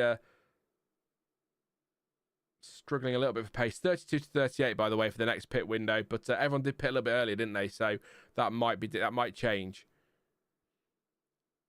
Personal best Leclerc 36.9. The McLaren's slower 37.1, 37.5. 37.3, sorry. So you never know.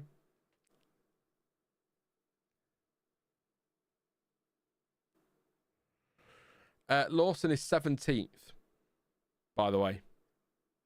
On Lawson watch, he was in the pack, but he pitted and dropped back, so that'll be why he's lost time there. But his pace in let's face it, clear air, 38.3 last time around. His teammate at 37.7.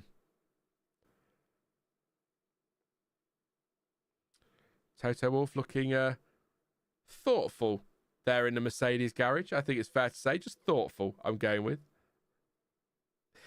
Yeah, Alonso lost his brakes. Brake fire right rear, which is why he had to retire. Quite early on, wasn't it, that one? I can't remember what lap it was. About lap 9, somewhere around there. So, Sauber is very slow here, says Warren. Bortoleto spun, didn't he, on the first lap? So that's where a lot of that time is. And Hulkenberg stayed out, I think, a couple of laps too long on those tyres. 3, 4, 5 seconds a lap slower than others. So that's compromised them there. But I think actually pace-wise, 38.6 for Hulkenberg last time around. Doohan's a 38.4, Gasly a 38.3, 38.2 Hadjar. It's not too bad, but strategy just hasn't really worked well for Sauber here at all, has it? For Hulkenberg in particular. I was really surprised I didn't change Leclerc's front wing, but if this is what he's doing with a broken front wing, how much pace would he have had with a proper full-on front wing? I probably ought to stop the poll, really, hadn't I?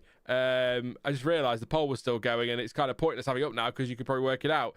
41% went Piastri, 37% others, 16% Norris, 5% Russell. Thank you for your votes. 1.3k votes, 130 likes.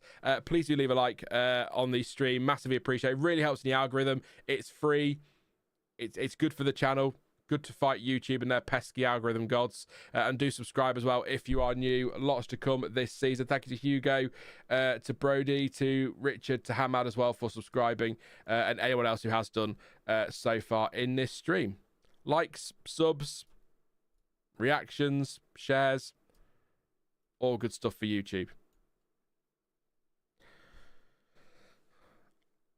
No sign of any kind of... They are pitting Bortoleto, who has been on those tyres for 25 laps. So about time to get rid of those ones. That said, Stroll's been on his for 26.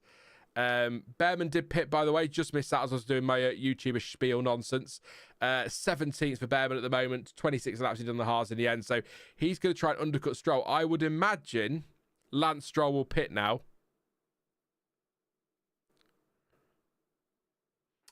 Leclerc... still right in the back of Russell. Norris fastest lap of the race on a 36.7.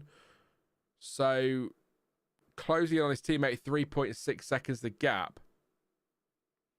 Stroll doesn't pit. So Stroll definitely 100% one stopping is my shout. Unless we get a safety car, he might change his mind. But he's otherwise he'd have pitted, I think, there. I mean, Bearman might one stop yet, but the undercut is so powerful here. We've seen already. Lawson really... where is he? 37.9. I mean, he's matching his teammate for pace on this last couple of laps. So his pace isn't bad. It's just he's 16th. Yeah. Not happy. Fast lap for Leclerc, which is now just a stat again. Doesn't count for any points, of course.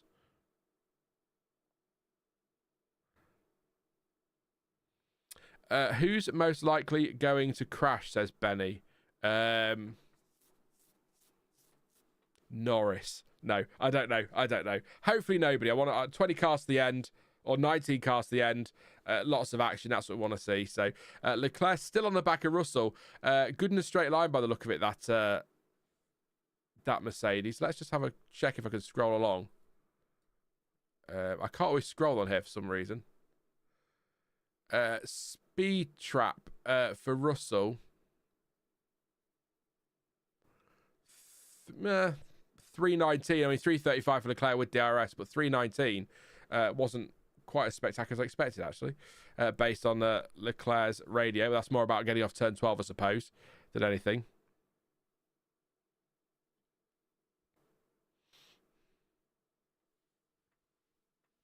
Uh, 25.5, purple first sector for Gabriel Bortoleto, believe it or not. So that's what a fresh set of tyres will do for you. That's his third set of the race. Medium tyres at the start, but obviously had that spin. Then 25 laps on the hards, and now on the hards again. Purple middle sector. Bortoleto is about to set the fastest lap of the race, unless he makes a mistake in his final sector.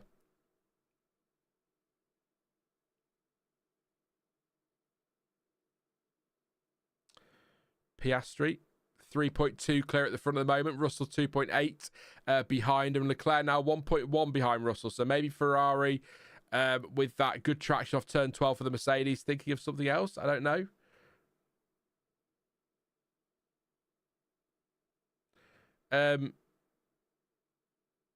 Norris told on the radio, we've asked for the car ahead to help you. Bortoleto does set the fastest lap of the race.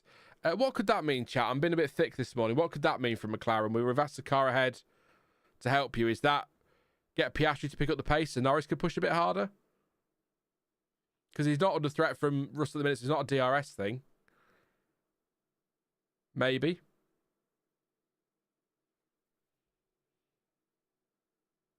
But yeah, Bortoleto, fastest lap of the race, 1:35.874.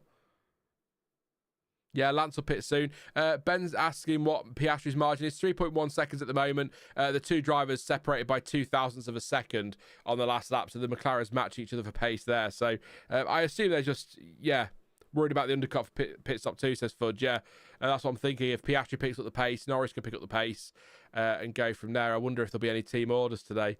Them and their bloody papaya rules.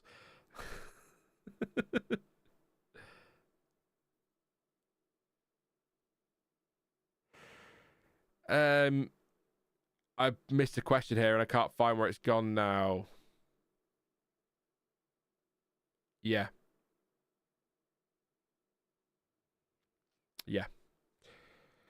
Can't find it. I saw one and it's gone, but there you go. I'm sure somebody will answer it in chat if I've missed it. But Leclerc, what we're watching a replay of here, I guess a little big slide into the hairpin, rallying around there almost, Charles Leclerc. So look at that front wing, the flex as he brakes. Love it. That's all going to get stamped out, I think, isn't it? Or as best they can. You have to have some flex in the front wing. Otherwise, it'll just break. But that's a lot of flex. A lot of flex. Leclerc is, pace-wise, he's now 2 seconds behind Russell, so that's cost him time, that moment there. But 2.7 seconds between them at the front. Piastri at 36.8, Norris at 36.3. Piastri's been on his tyres a lap longer, so that's not really a factor in this one.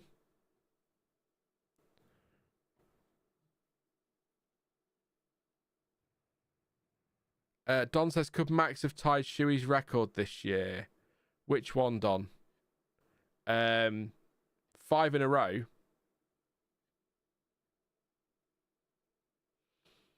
This is Bearman overtaking Liam Lawson. Through he goes on a fresh set of medium tyres, of course, but still, Bearman goes through as Lawson pits. Only done 11 laps on those mediums, by the way, Liam Lawson. So struggling with tyres, but only 11 laps on the medium. So, well, that'd be about right, wouldn't it? The first stops were 11, 12 laps in, weren't they? So that would make sense. A new set of hards for him. So that's 2 stops already. Verstappen, by the way, is 4 seconds behind Hamilton and 12.1 clear of Stroll. Kind of on his own out there, really, in 6th place. But no real pace from Red Bull at the moment. 37.3, half a second off the pace of Piastri up front, a second slower than Norris. Although he is quicker than Hamilton and Leclerc, to be fair, so that's something.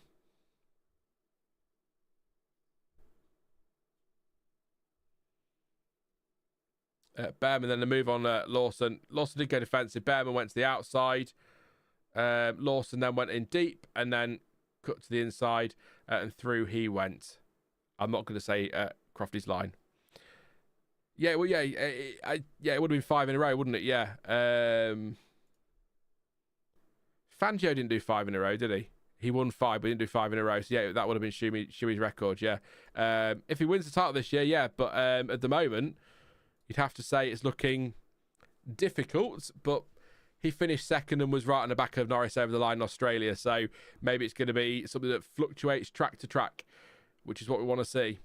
A different favourite every weekend. But at the moment, McLaren looking very, very good out front. 36.6, 36.3. Piastri and Norris. Leclerc's pace has dropped off quite a bit now. He's 2 seconds behind Russell. 37.1 the last lap. In fact, actually, Hamilton doing a personal best first sector there as well. So pace has dropped off a bit for Leclerc. Maybe management, maybe tyres have had enough. 16 laps on those. Stroll still has not pitted, by the way. 31 laps. He's clearly one stopping, chat. Do we think he's safety car hanging a little bit as well, Lance Stroll here? Because he could pit now and easily gets the end on something, I'm sure. So, as the fuel goes down. Maybe safety car hanging.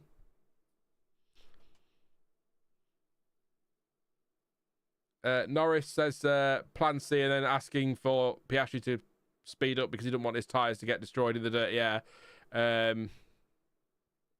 Yeah. Lawson's just on a purple first sector on those fresh set of hard tyres. So going for fastest lap here.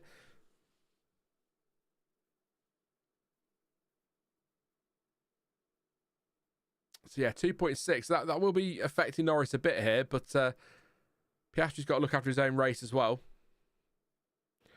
Bearman's going to have a go at Jack Doohan here into the hairpin, to the outside like he did on Lawson. Is he going to do the cutback move? He is indeed. Ollie Bearman enjoying that one today. That's his second one in almost a handful of laps. So there we go. Good stuff for Bearman up into 15th place on the medium tyres. Are they going to go to the end, the mediums? They've done 5 laps already, 6 laps now. Lawson, personal best middle sector. Maybe not going to get fastest lap, we'll see. He'll soon be over the line. He's coming through turn 16 at the final corner now. Lawson here, I think we're going to see an overtake on a Sauber. Defensive from the Sauber. And then into turn 6, Lawson goes through. Takes the position, doesn't set the fast lap of the race. In fact, was a 10th too slow. 35.985 for Lawson as he goes through.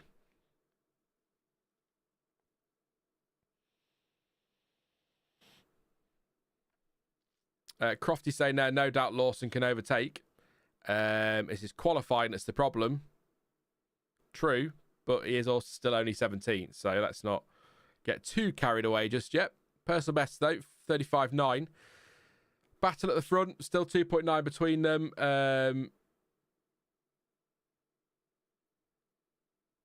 So George Russell's been told he's going to the end according to McLaren. He's done 19 laps on those already. He may have been told he's going to the end. I may be proved very wrong in 45 minutes time or whatever it turns out to be, but I'd be surprised if they go all the way to the end from there. Hadjar pits, second stop for him. And this is going to trigger more stops again in the midfield. So this might encourage leaders to pit because there'll be a gap, won't there? So a bit of clear air. So Hadjar in.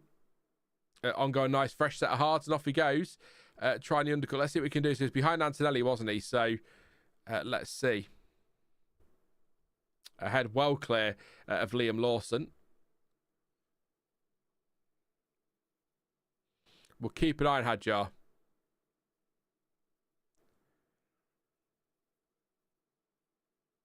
I think someone's going to have to try something different to stop McLaren today.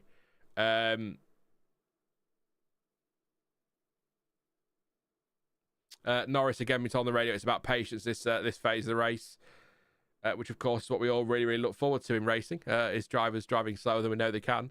It's all part of the game. It's all part of the game. I will jinx it for McLaren. I'll do all I can to jinx it for McLaren. I want to fight. Not an actual fight, a race fight. Although Piastri just pulling a gap a little bit there on that lap. 36.8 to 37.1. 3.4 seconds a gap.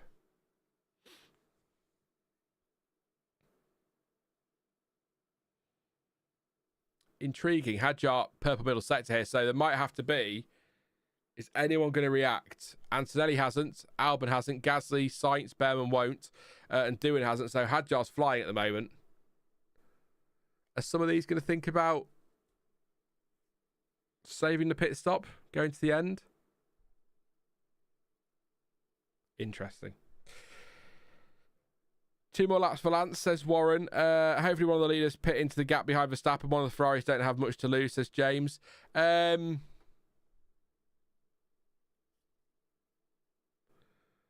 Small risk of rain in the last 3 laps, Norris has just been told on the radio. Oh, go on. I dare you. Go on. I've got an itchy nose. I'm not picking it, by the way. It's right on the tip. It's annoying me. Yeah, so slight risk of rain. Interesting. Interest is my word of the day. It's because it's early. I've not got the vocabulary to say anything but that. We're at that phase of the race, the quiet phase. Although Bearman's keeping us entertained. Now in the back of Carlos Sainz, and pretty quick as well. 37 flat for him last time around. Lawson, 36.6. Hadjar, 53.7. But of course, that's his out lap, so no concerns there. Lance Stroll's still going. Astonishingly. And actually, 37.9 for Stroll on the last lap is a personal best. So he's still got speed in that car. So he's managing his tyres so well as Bearman makes the move on Carlos Sainz to take 13th place in the hairpin. Ocon has passed Tsunoda as well, who has pitted, that's why. Interesting. Sainz having a look around the outside of turn 16 on Bearman. That's not going to work. But yes, they're having to react. Bearman saying ciao again on the radio. But he has got ahead of Tsunoda. And I assume Hadjar's going to get Tsunoda as well here. Well, this is close. Maybe not. This is close. They've just played that right. Have Racing Bulls.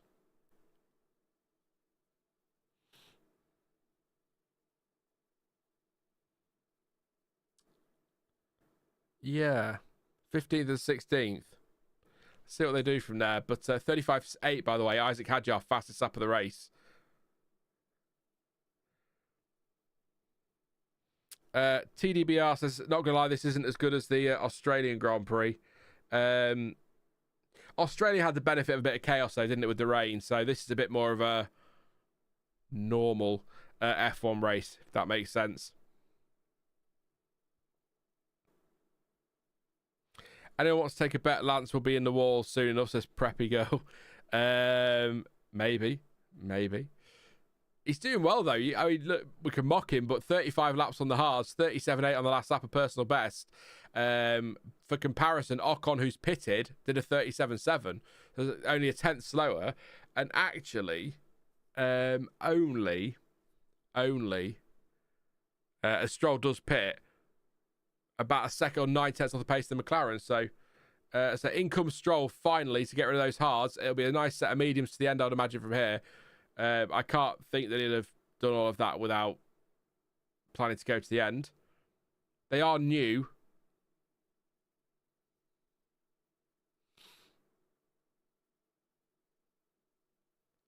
See this? I was listening to Martin Brundle there and Crofty talking about strategy there, and that they might not pit again, and they're going to take you to the end. This is the problem with a borderline 2-stop. Or a borderline 1-stop.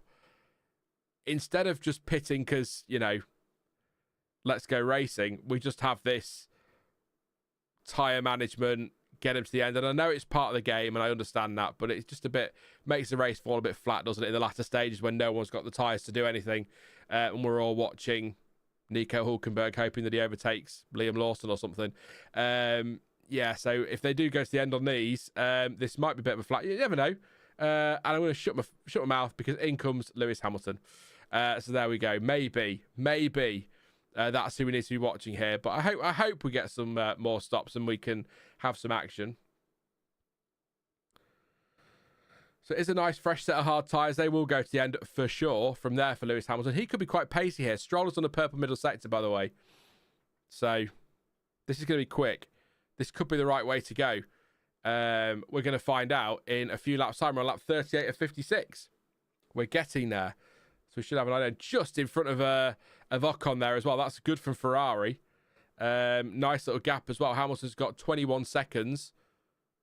Don't sing it. 21 seconds to Verstappen in 5th place. He's got a nice bit of clear air, plenty of it. Got the gap to Ocon now as well, so he's not under any pressure. Let's see what he can do here. And this is the sort of thing that may force McLaren or Mercedes or somebody to make a call here. But he was only going to lose 1 place. It's worth it. We've seen with Hulkenberg how quickly they can drop off and what that can do. So Antonelli in chase mode, apparently. What's Antonelli doing? We've not talked about it for a while, have we? So 37.4 last time around, so personal best. 2.5 off Ocon and 3.4 clear of Albon. Antonelli, Albon and Gasly and Bearman all catching each other and Ocon. So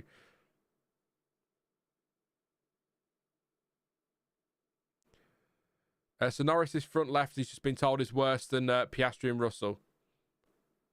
And he says it feels okay, so let's see what they decide to do at McLaren. But Hamilton might force some hands here.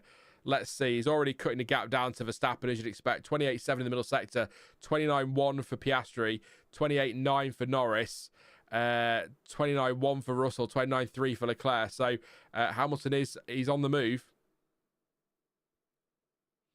That's worth the gamble. You lose the place to Verstappen. You know you're going to close that gap on the tyres. You may as well go for it. As we watch Bearman here, side by side, with Pierre Gasly through 14, 15, and then into 16. But Bearman's still behind him. Will he have a go into turn 1? He's got DRS. Gasly has no defence with his DRS.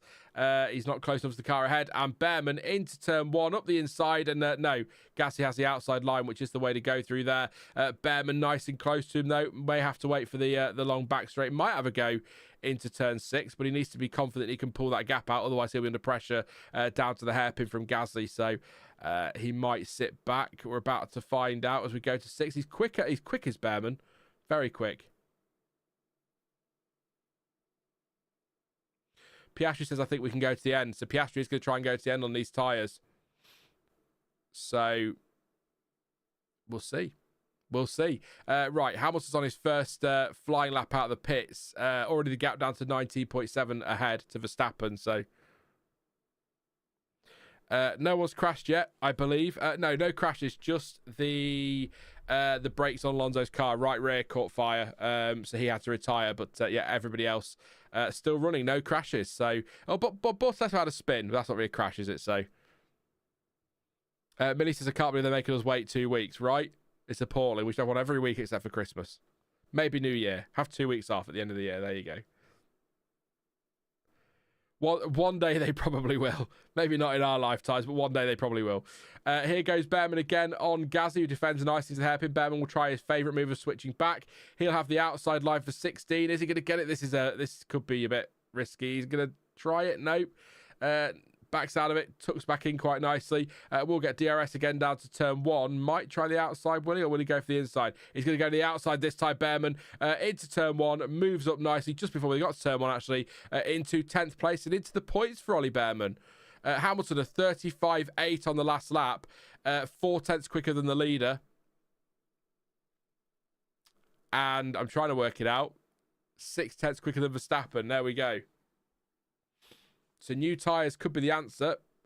Still 16 laps to go here, 17 laps to go. So big ask, but you'd think he'd catch Verstappen from there, wouldn't you? So with that pace on those tyres. Obviously his are going to keep going. Verstappen's will fall off, won't they? Leclerc's will fall off. But yeah, that was a good move from Bearman. Didn't try and do anything silly around the outside of 16. Took back in quite nicely. Got behind him. chose to go to the outside, the preferred line, and then he's passed before he even gets to turn 1 and into the points. What can he do then? Can he catch Alex Albon? 4.9, well, let's say 5 seconds behind. A second slower on that lap, dealing with the overtake on Gasly. We'll see what he does over the line in a few moments' time.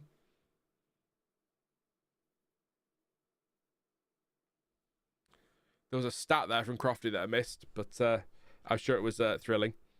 They always are.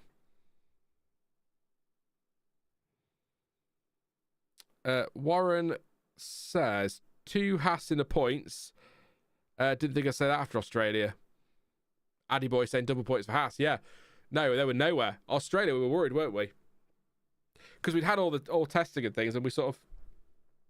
The general feeling was that they were off the pace in testing because they were working on tyres.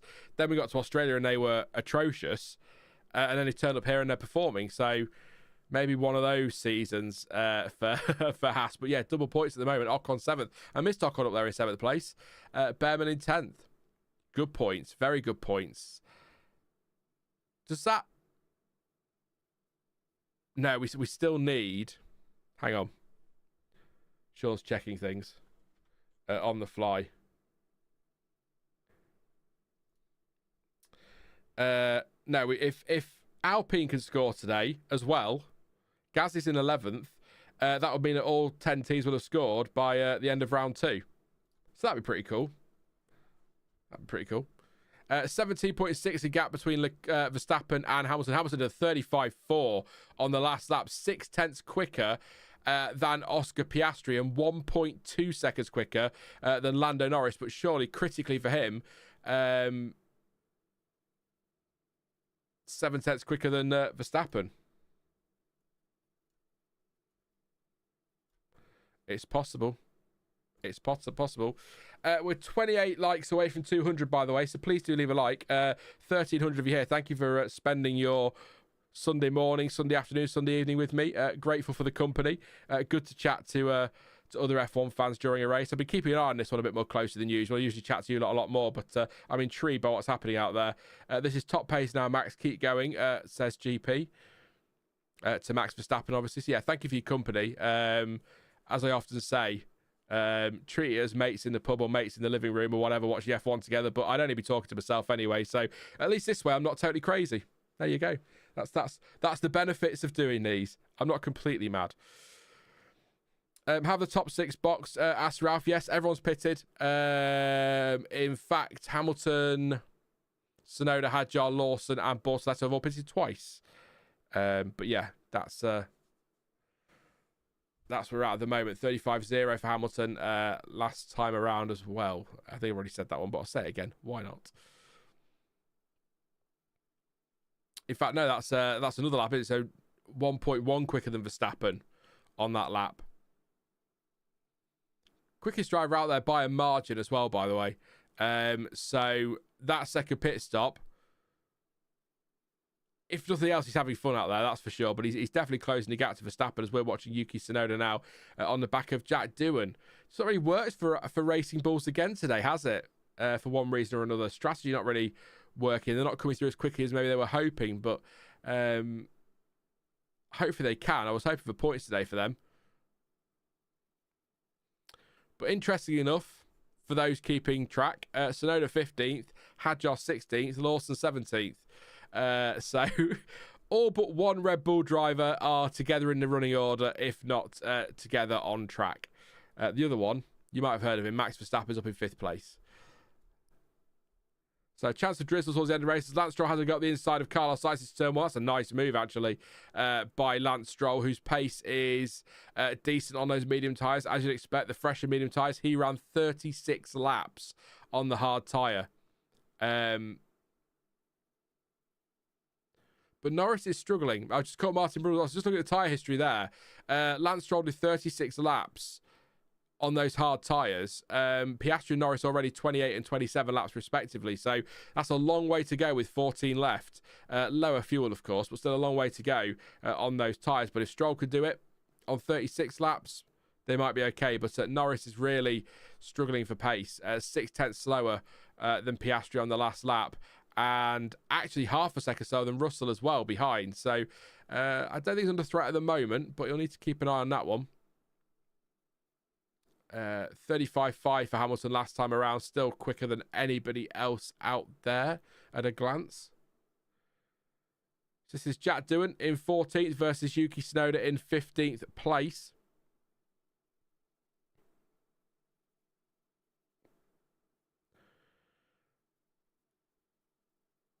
So Verstappen being told that everyone's trying to hang it out. Don't know what's going to happen, so keep it up. I mean, pace isn't bad for Verstappen, don't get me wrong, but he's been well beaten by Hamilton on the fresher tyres, as you'd expect. But he did a 36.2. He's quicker than Leclerc ahead, quicker than Russell, quicker than Norris, and quicker than Piastri. So the pace isn't bad in that Red Bull at the moment.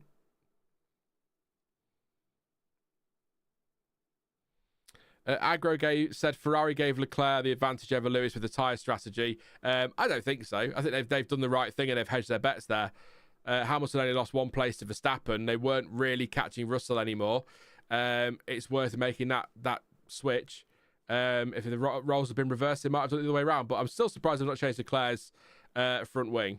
Really surprised they didn't. But Verstappen is catching Leclerc here. So actually, to counter that point, Hamilton considerably quicker than Leclerc, who has now been caught by Verstappen. So actually, you could argue Hamilton on the better tyre strategy here. So that's my counterpoint, my counter argument. Agro also says anyone with brains will know you use the right tyre strategy for the better driver. Well, there you go. Leclerc with a broken front wing is a worse driver than Lewis Hamilton. That's why Leclerc was so much quicker and got through and had to be let through because Hamilton wasn't quick enough. So argument there is that Leclerc has been the quicker today. Hamilton definitely has the better strategy right now because he is quicker than everybody else. Worst case scenario for Hamilton, at this pace, he probably ends up on the back of Verstappen and loses 2 points. Best case scenario, he beats Verstappen as the tyres fall off and catches Leclerc. So got to be worth the gamble. Definitely got to be worth the gamble.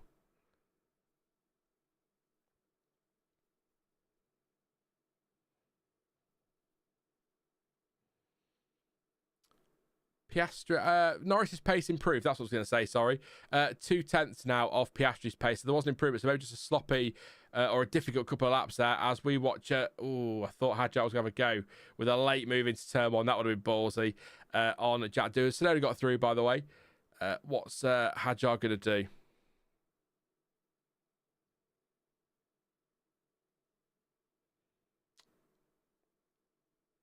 Nothing is what Hadjar's going to do for now because we're coming to that awkward part of the track. He is closing he's quite late on the brakes, is Hadjar, versus Doohan there. Obviously, you've got the old concertina effect in those situations, but Hadjar looked quite late on the brakes compared to him. Bortoleto, by the way, only half a second off Hulkenberg at the moment and 0.4 quicker per lap. Or he was on the last lap. So keep an eye on that one. Possible class 1 half on the last lap only. What's a class 1 half? What is a class 1 half? Class half full, half empty? Who knows?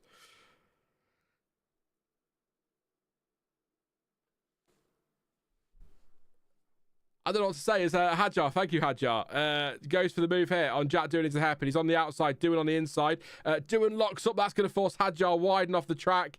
Doohan, I'll see another angle. Might get a ticking off for that one. He's rejoined as Hadjar. He's okay, but that was a lock-up from Doohan. And Hadjar had to go wide and off track. So we'll see. Bortoleto right on the back of Hulkenberg here, by the way. Hulkenberg's tyres are 6 laps older than Hulkenberg, so that'll be a factor. But Bortoleto's got through at the hairpin. So Bortoleto up to 18th place. As Hadjar's broken front wing as well as Isack. That will be that'll be a black and orange flag for sure, because that big bit of the flap is hanging off. But I tell you what, if that flicks off and sits in the middle of the track, this might throw a curveball. But I suspect Hadjar will be straight in the pits. Nothing on the timing towers at the moment. Is it Yuki? I thought it was Hadjar, isn't it? Oh no, it's Tsunoda, sorry. It's Tsunoda with a broken front wing. I thought it was Hadjar with the Doohan move. Oh, it's Tsunoda. It is Tsunoda. It was not. It wasn't Hadjar. Sorry, everyone. Sorry, I'm doing my best Crofty impression. It was Tsunoda. Yeah. That Red Bull was well ahead. That might be a penalty for Doohan. You know. And that is damage for Tsunoda. Sorry, everyone. I thought it was Hadjar with the move. We are going to see some... Oh, don't have Toro Rossos or whatever they're called crashing in the hairpin again. But I assume Tsunoda will be straight in the pits here. That is a shame. A real shame. Tsunoda does pit indeed. Yes, he does. That's a shame. Was it a fail?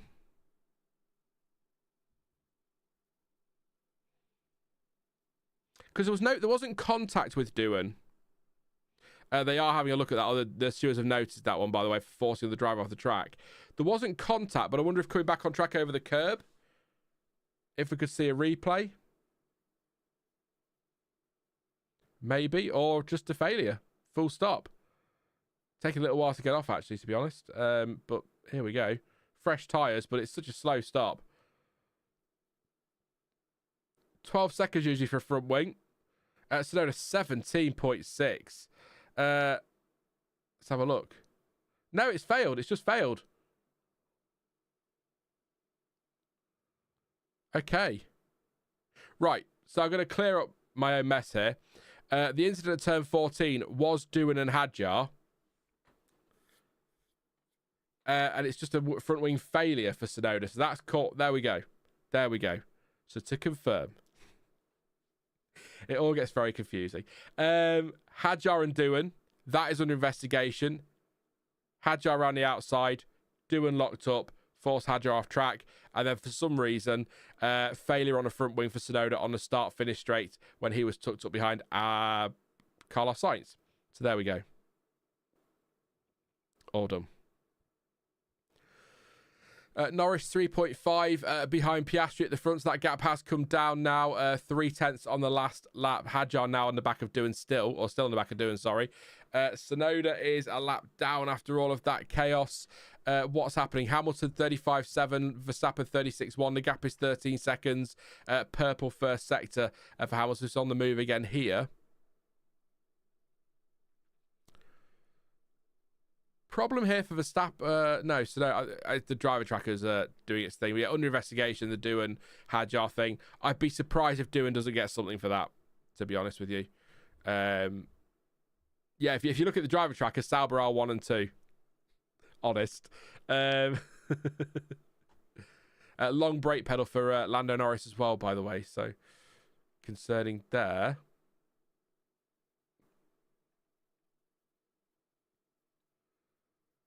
So the pedal's going longer, but it's not a brake power issue, apparently, according to for the team. So no brake concerns there, just a long pedal. So there we go.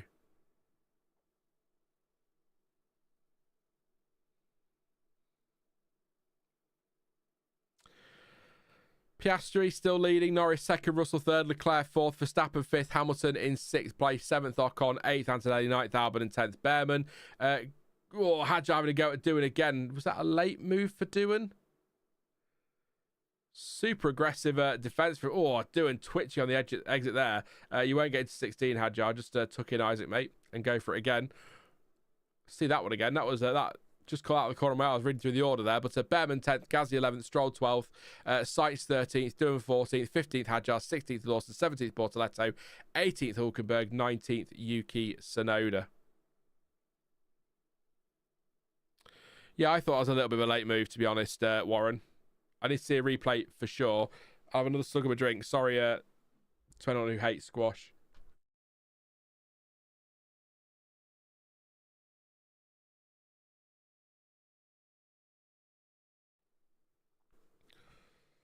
So Norris being told the brake pedal will continue to get longer, so that problem's going to get worse. But the brakes themselves are okay by the sounds of it, so that's good. Piastri lapping Hulkenberg there. Bortoleto next. Bortoleto, by the way, I know he's on slightly, 6-lap fresher tyres, but he's just on a 37.4 to Hulkenberg's 39.1. I know Hulkenberg was being lapped, but that's still, the pace is good from Bortoleto today. Nearly 5 seconds ahead of his teammate. So let's see what that gap is once they've been lapped. I know watching the Saubers in 17th and 18th isn't thrilling, but, I try to talk about as many drivers as I can. There's 20 of them out there. It's not all about Norris, Hamilton and Verstappen, which is all we hear about on most channels and coverage. So there are others out there. 10-second time penalty for Jack Doohan, forcing another driver off track. Anybody surprised? I don't think we're surprised there, are we? That's what I expected. Lap time deleted as well for Doohan. Hadjar also got it for track limits at 14. So Norris's pace is still good. 0.3 quicker than Piastri through traffic there. So, and the wobbly rear wing of the Alpine that we've become accustomed to over the last couple of years. Hamilton now 11.8 behind Verstappen in the battle for 5th place, and quicker than his teammate as well. Hadjar's complaining that Doohan's moving too late. Have we had a replay yet of the other one?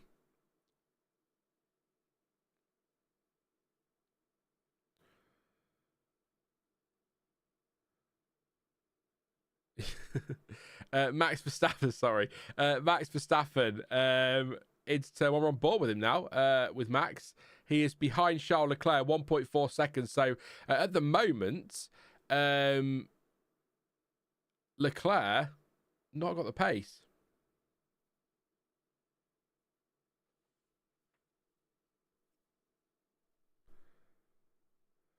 Norris has just been told on the radio, we know you're quick, we can see you're quick.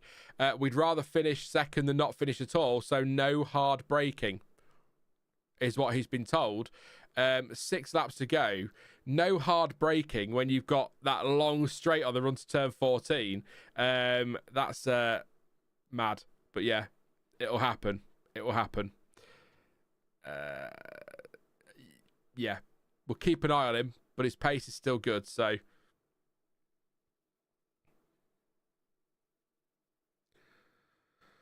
Russell 36.1, 7.5 behind Norris. Leclerc 5.7 behind Russell. Turns 8 and 9 is the main losses for Leclerc apparently.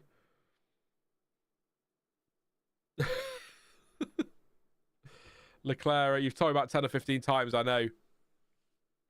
Doohan's under investigation or notice, for moving under braking. Verstappen is now all over the back of Leclerc, half a second between them. Leclerc really not got the pace here.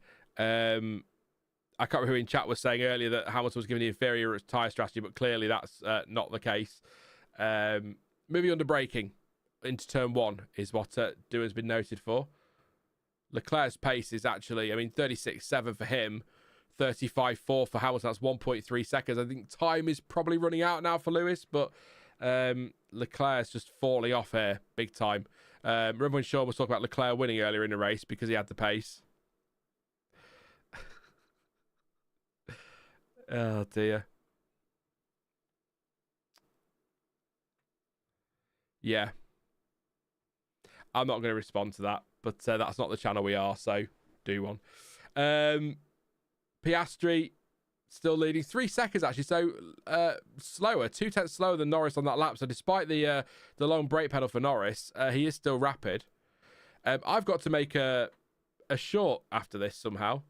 I don't know what we're going to talk about or how that's going to happen. It may not happen this time. We'll have to wait and see. It's been all right. It's not been a thriller. It's been all right though. In fact, what would you give it out of 10? 6 being average.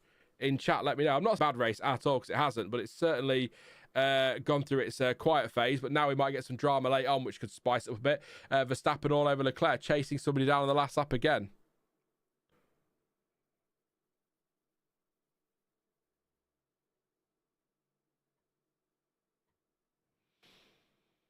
Verstappen then. He's going to have a go at Leclerc into turn 1. He's going to have a look around the outside. Leclerc goes defensive. Verstappen's going to try it. Is he going to try it through 2 here? Can we go off board so we can see what's happening, please?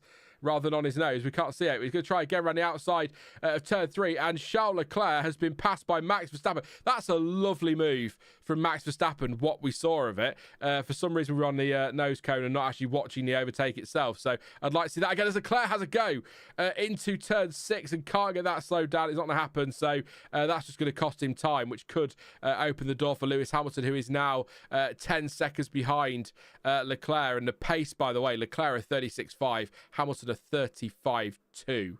last lap. So that's before it kicked off with Verstappen. So Hamilton could still catch him here. He's going to need to keep doing that kind of pace. But Leclerc really struggling. So Verstappen has a look to the inside, and then Leclerc, almost a dummy. Leclerc keeps it in the middle of the track, and then Verstappen goes around the outside of one. Leclerc has the inside line, and therefore, I guess, the high ground. And then Verstappen tucks back in nicely and then ran the outside of turn 3. I know Leclerc struggling on tyres, but still a really lovely move there from Max Verstappen up into 4th place. And now he's going to chase down George Russell. 6.1 seconds. I'd be surprised if he catches him with 3 laps to go, but it depends what happens to Russell's tyres, who seems to be managing them quite nicely. But Piastri, 3 seconds clear still of Norris. A few of you giving it 6, 7s. Salami Chess gives it an 8. Chaotic Sauce says 5.2. A race of strategic intrigue, says Ash. That's exactly that one, yeah. Yeah. Thrilling stuff, Sean. Yeah. Yeah, looks good for the Australian national anthem here. I don't want to jinx him just yet, Piastri, but a couple of laps to go at the end of this one. Lawson Watch, he's 16th. Bortoleto 17th, then Hulkenberg 18th, Tsunoda down in 19th after his issues. Russell's still looking good for the podium. Verstappen, yeah, Verstappen not quick enough to catch Russell unless Russell makes a mistake now. So that is the end of that battle. So I think, unless something dramatic happens, that is probably your top 4 locked in. The big question is, can Lewis Hamilton, who was 2.6 seconds quicker on the last lap because Leclerc was dealing with the Verstappen battle than Leclerc, and has got the gap down to 6.6 seconds. So Hamilton, at that pace, 25.4 in the first sector, so half second quicker, 0.2 quicker, 1.2 seconds quicker in the middle sector. Lewis Hamilton has got a shot here of catching Leclerc for P5.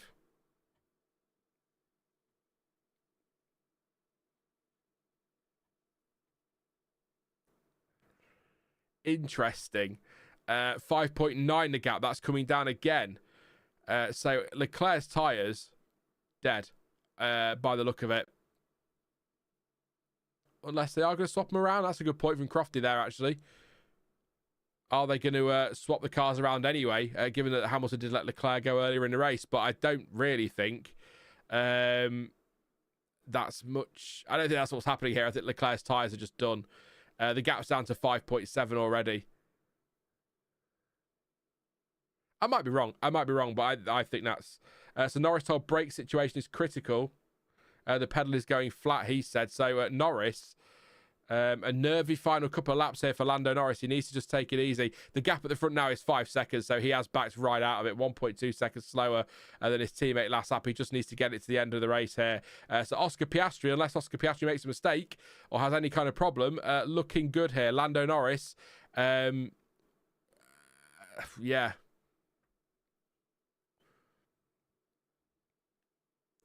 Slow, but quick enough at the moment. Intriguing.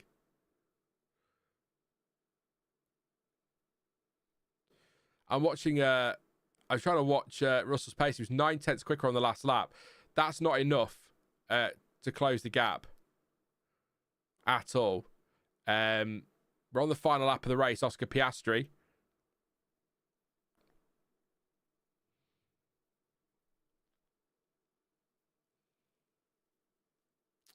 On board with Lando. That's what I was waiting for. Yeah, lifting into turn 1. He is braking, but he's really lifting more than anything.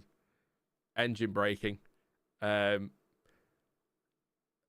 Russell, I tell you, 38.9 for Norris, 35.8 for Russell. That's 3.1 seconds. I tell you what, Norris is having to lift off so early into turn 6. This isn't over. This is not over because we've still got turn 9, 10, 11, and 14 through to break round. This isn't over.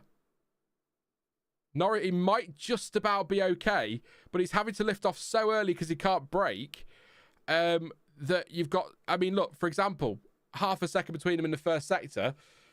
He might be okay. He might be okay here.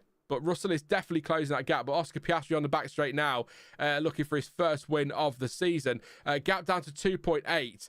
Russell was a second quicker in the middle sector. 2.6 now. I think Norris is okay here. It's all about the hairpin for him. But Oscar Piastri, we're seeing home here as Hadjar moves up into 14th place and finally past Jack Doohan. But Oscar Piastri... coming into the final corner, round he goes. Oscar Piastri wins the Chinese Grand Prix from pole position. Get in there, Aussie. Takes the win.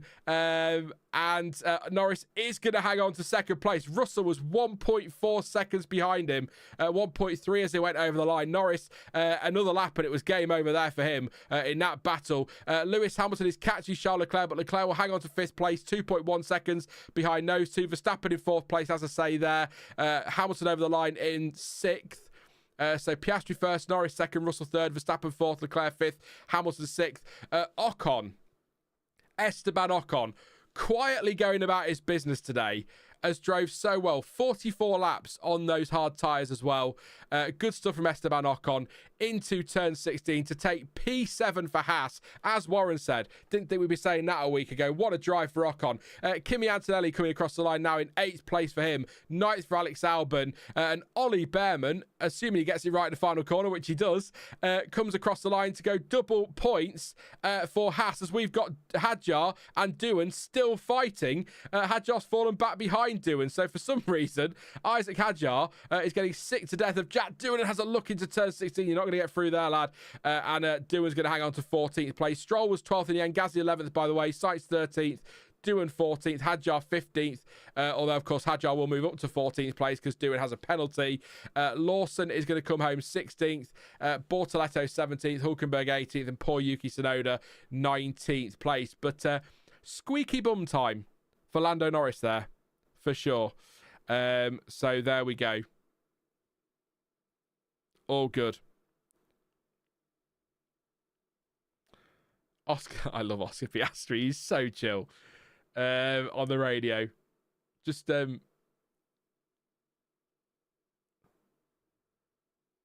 reminds me so much of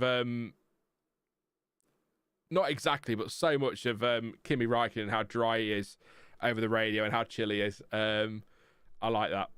But yeah, Oscar Piastri has won the Chinese Grand Prix in the end, 9.7 seconds clear of Norris, who was only 1.3 clear of Russell. So that was getting a bit nervy there for Lando. It did look at one point in that lap like Russell was going to have him, but not quite. It's a big win. Big win for Oscar Piastri. Great way to bounce back as well, wasn't it, after the disappointing end to a promising weekend in Australia. But Norris coming around to the grid to do the interviews and whatnot. We'll stick with this for a little while. We will stay live for a good few minutes yet. We'll do a little bit of reaction shortly. I might do a mini 60-second reaction that can go out as a short because not much else saying a wrap up there. But otherwise, I'll see how we go. I'll see how we go. But yeah, if you are going to disappear, let's not do that, Josh. Let's not be pathetic like that. I can't be arsed for that shit. Hamilton got fastest lap, Jay. But no points, of course, fastest lap. So if you are disappearing, there's still 1,200 of you here, so please do leave a like. Thank you for your company this morning, afternoon, evening, wherever you are in the world. Appreciate that massively. So thank you for your support. Please do leave a like and subscribe as well if you are new. Lots to come this season. And a quick reminder as well, and a request that you be kind and nice in the comments. Elizabeth and Sam are handling tomorrow's video, so I'm off for a few days. So there we go. Thank you for your support today. Appreciate that massively. There you go. Likes and subs, shares and nice things. I don't know. There we go.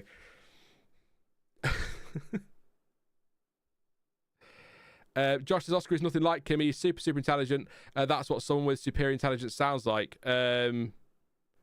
All right, Josh, whatever, mate. I'm not even going to get into that. It was just a point about how dry it sounded over the radio, not their personalities or how intelligent they were. I mean, let's not be moronic about it because I can't be bothered. But yeah, we'll just not get into that this morning. It's still early and I can't be asked to argue. If you want to twist what I've said, that's up to you. But I'm not playing that game. So yeah, Piastri has won it. Russell getting out of the car there. Love that helmet, by the way, that George Russell's run this weekend. Looks great. So. I'm sure that'll change again for Bahrain. Does anyone have a helmet these days? Oscar Piastri, I think, pretty much. I mean, he had a special one for Australia, didn't he? Understandably, home Grand Prix. So, yeah. But just keep an eye on reaction there. See if anybody gets angry and loses the shit for no reason. I don't know. Probably not. But Norris looks a bit disappointed. But the brake issue at the end there really finished his race off. Like I say, another lap and Russell would have had him there. So Verstappen's pace was good towards the end as well, half a second quicker than Russell. So you know, despite the struggles early doors and the lack of pace we thought we saw from Verstappen, actually he wasn't too bad in the end. So maybe some positive signs for Verstappen and Red Bull there. So yeah.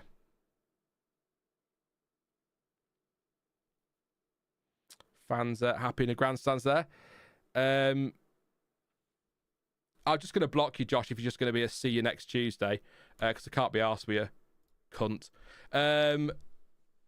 Oscar Piastri called me a whining pom a bit ago, so there you go. That's me being a whining pom for you. Despite celebrating Oscar Piastri, who I prefer over every British driver on the grid, over the line, but there we go. What was I saying? I was going to say something, and a really important point. Excuse the language, by the way, if you don't like that word, but it's only language. That's what I was going to say. What a start to the season for George Russell, by the way. What a surprise.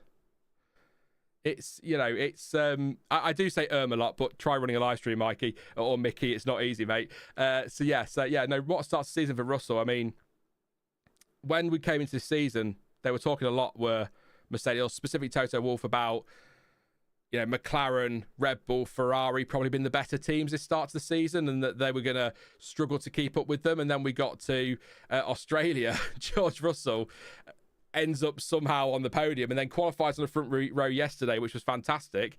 And then today finishes third again. So that's 2 podiums for George Russell. So what a start to the season for him. Yes. No, you're not mistaken. Sean is praising George Russell. I'll give you a minute to get over that moment. It won't happen very often, but yeah, George third again today. So great stuff for him. And like I say, I think the pace is there in the Red Bull at the hands of Verstappen. Maybe just not enough to take the fight to McLaren. As I said at the start of this stream and over the Australian Grand Prix weekend as well, when the track is dry and all things are equal, if you like, so no crazy safety cars and all that business, McLaren clearly the team to beat, and that was the case today. They had the pace. I don't think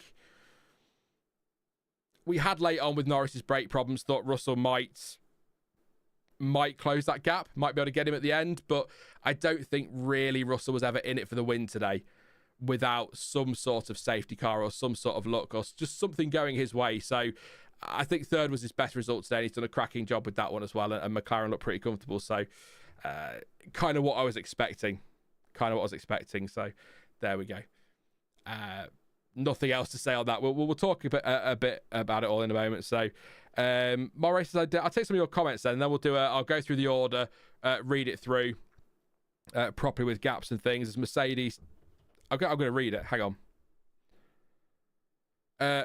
We go again, trending teamwork. I'm telling you, every single time Mercedes do anything, whether it's a win, a podium, a top 10 finish, or George Russell goes to the toilet, I get an email saying, buy our merch every single time. Thank you to Second City Sports. That's a great stream. Thank you very much. Paul says, well done. Mike cuts out a bit, apparently. I'll have a look into that after the stream. Somebody else said that a minute ago, actually, so I'll check that after the stream. So thank you for the heads up there. I'll double check it with the settings. It sometimes it does. So hopefully not want to do videos though. Midfield Constructors Championship placing is going to be harder to pick than a broken nose, says that's a great line, says Mad. So there we go. I did think Antonelli would be closer, says Moray.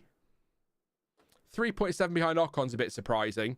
I'm not shocked he's slower than Russell at the moment. It's his first season with that team, isn't it? But behind Ocon's a bit of a surprise there. And actually, Ocon, 3/10 quicker on the final lap than him, and only a tenth slower than Hamilton. So really great pace from Esteban Ocon in the Haas. So maybe it was just a great day for Esteban there. But yeah, I expected Antonelli to be closer today than he was. Than he ended up being. But I don't think terrible result. Antonelli early days, if he can just pick up good points in his first few races, settle in nicely at the team. I still maintain this year for Antonelli is about getting up to speed for next year. Learn the tracks, learn the team, find the speed, slowly pick up the pace as the season goes on. A little bit less pressure on him than, say, a Lawson, for example, at Red Bull. And then, yeah, that's... the 1/16th Chinese thing has come out again for Oscar Piastri there. I thought that might do, but yeah, that's what I'd say he needs to do this season. Get up to speed. I think there's less pressure on him. You might disagree, but there we go. Will says, first time viewer, really enjoyed it. Thank you, Will, and apologies for the language earlier when I'm dealing with one or two idiots. As always, it's the internet. I should learn to ignore it, but it's 8:45. I've been up since 4. So I'm going to get narky from time to time. There we go. Did Leclerc ruin Ferrari's chances today or what, says Dan the Man? I don't think so. Well, no, because Ferrari, I mean, the pace was there after he pitted. And it looked like he might be able to take the fight to the top 3, but then tyres went off, front wing obviously damaged as well. They put Hamilton on the other strategy, and that almost worked, but even then he still ended up 2.1 behind Leclerc. So I don't really think maybe they could have done a lot more, Ferrari, unless maybe they could have let Leclerc go earlier with the team orders. I don't know, but yeah. Let me know your driver of the day, by the way. I didn't see who got the official one, so please do let me know your driver of the day in chat. Why would anyone want that second Red Bull seat? It seems like that second car is an afterthought for the team. I think it is. That's what I said. I said earlier in the stream, if Verstappen leaves, they are screwed. Absolutely screwed. Red Bull. They can't even fill their second seat. So Zach says, checking in at 2 a.m. just like old times. Thank you, Zach. Good to see you, mate. I hope you've got over the testing streams. I think I just about have. But yeah, let me know your driver of the day. I feel like saying Esteban Ocon, but or even Bearman up to 10th, so seven places gain there. But I think it's a boring answer, and I know it's a boring answer, but I think Oscar Piastri managed that race really well, drove really nice. He had the pace. I know Norris had his problems late on, so that 9.7 gap probably looks like if you're just tuning in, looks like he's absolutely dominated. He didn't. There was only really 2 to 4 seconds between them for most of the race. So he managed that gap nicely, managed his tyres nicely, drove really, really well, pole to win. Albon led a bit, didn't he? But I think it's got to be Piastri, hasn't it? But I'm tempted by Ocon. I think Ocon drove really well today. Really, really well. Albon as well, by the way, 9th place. I've skipped over him a bit. He had a quiet race, really, didn't he, for an Alex Albon Grand Prix to 9th place. Let's see what you guys are saying in chat. So Johnny says driver of the day is Esteban Ocon, but also says Racing Bull's strategy totally backfired. Poor Yuki. Yeah, of course, not helped by the front wing failure on Yuki Tsunoda either. Ash says Bearman. Marta says that was dull. Wow, what would you give out of 10, Marta? We've a lot of the chat picking sort of 5, 6, 7 around there. So I guess it depends. I mean, if your favourite driver won today, you might be giving it a higher score. But yeah, let me know what you think. Fudd says Bearman fully. Lizzie says Ocon 7th might be driver of the day. Johnny says testify for Esteban. I'll try. Craig Tucker says that Lawson for driver of the day. He finished. There you go. Well. To be fair to Liam Lawson, if you go back to Australia, only 14 cars finished, so at least 19 made it to the end today. So there you go. Killjoy says Piastri driver of the day. Yori says hard to pick today. Lots of great drives. Yeah, I think you've got to give Russell a nod as well in 3rd place. Hamilton getting that gap back down to 2.1. Maybe not, but he's in there. Bearman, Albon as well. Gasly, I mean, he finished 11th, but he was up 5 places in the end, so not a terrible one for him. And even Bortoleto beating Hulkenberg come the end of the race. So there we go. There you go. Piastri all the way for Zach. I saw an interview, says Warren, post-quali with Max. It looked like he almost was suggesting that the Racing Bulls car is better than a Red Bull car. Yeah, I talked about that at the start of the stream, Warren. If you didn't catch that Max was sort of saying that if you put Lawson, for example, in that Racing Bulls, he'd do better than he is at Red Bull because that car is easier to drive. So for all the criticism Lawson's going to get, and, 2 races in or not, rightly so, 15th place is not where he needs to be and he shouldn't be qualifying last anyway. If your lead driver, who is the one dragging that car around, is saying it's difficult to drive and that the Racing Bulls is a better car to drive or an easy car to drive, you can kind of see where the problem is. And what you've got to remember as well that I know different era of cars, a long time since Ricciardo, but Gasly failed, Albon failed, Perez looked like he was the answer for a while, didn't he? And then he fell off in the last 2 years, so you could argue that failed in the end.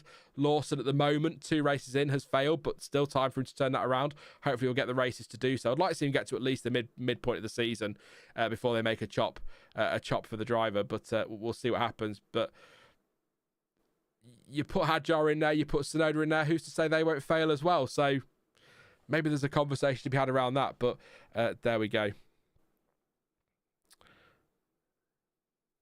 Killjoy says, by the way, tell John T. Will said hi. I will do. How did Lawson get 15th in a Red Bull, says Brendan. Albon driver of the day for me, says Second City Sports. Do you think Albon has a shot in getting his 8th Drivers' Championship? Yes. This year, probably not. I think this is Piastri v Norris for the title this year at the moment. Things could change in Spain, we'll see, but not this year. Maybe in the future. Of course he's got a chance. Of course he has. But we'll see. Not right now. I don't think Ferrari are on it this year. But again, that could all change in Japan and Bahrain and Saudi. So the problem is, says Lizzie, the second RB car is failing more and more. Gasly and Albon were still fighting for points, but yeah, probably not just Lawson's fault. Yeah, true. Annette, not bad for a driver who can't qualify or make his tyres last. Yeah, right. Depends what media you consume, though, I suppose. Yeah. Did Antonelli get driver of the day? Pascal's got driver of the day, Bearman. Was it Antonelli driver of the day?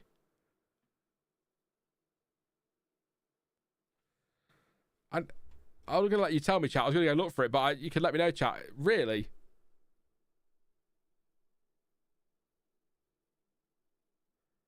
Really?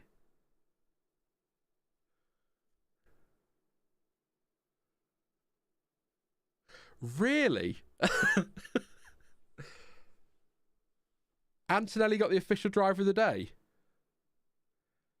Started 8th, finished 8th, 53 seconds off the lead, so 42 off his teammate.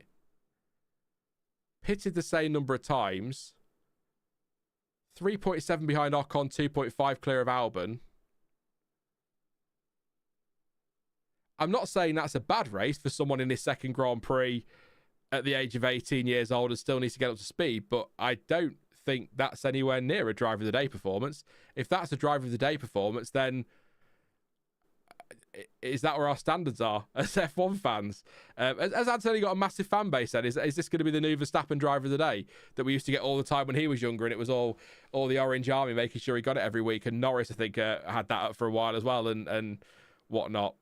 Because that's a surprise to me. Not attacking Antonelli at all, but that's a real surprise to me.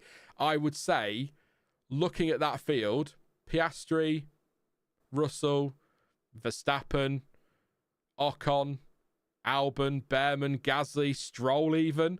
For that time management early doors, I'd have put above Antonelli. But I guess 4 points, second race. That's just surprising me. I'm not having a go at him. I just can't believe Antonelli got driver of the day. I'd have said Piastri if we get the Australian national anthem. Annette's in the living room singing. I guarantee it. Australian flag waving. I can hear it from here. Yeah, that's a surprise. I'm not again for the third or fourth time. I'm not having a go at Kimi Antonelli saying he's been awful, but that's not driver of the day performance for me. But hey ho, people can vote for whoever they want. It doesn't mean anything. It really doesn't. But that is a surprise. I would have gone with quite a few drivers over that, including Esteban Ocon. So There we go. And actually, a lot of you went with Ocon as well. A few of you said Piastri. A couple said Piastri, I think I said.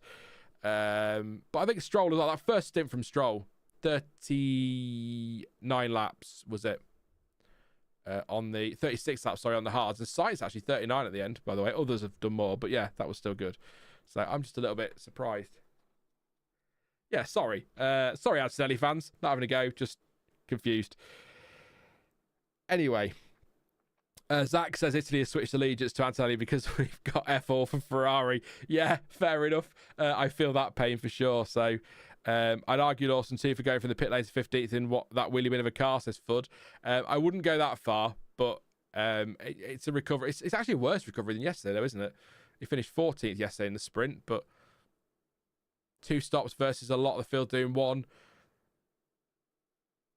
Would have been further up, obviously, if he managed to make a 1-stopper work, but he didn't. So, if my grandmother had wheels, etc., etc. So, Red Bull is built for Max and Max alone. Liam, Yuki, or Had would all be screwed, especially since they probably are more focused on next year's car. Yeah, that's the thing. That's what I keep saying. That was the point I was making. Sorry, was fine. Let's put Tsunoda in that car from Japan, but what if he fails? And does Tsunoda want it? He says he's ready to.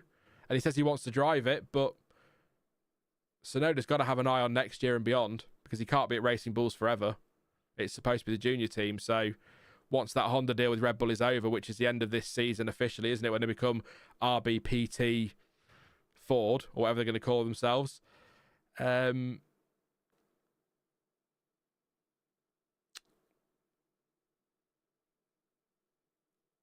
going to be tough to see him staying there, really. So...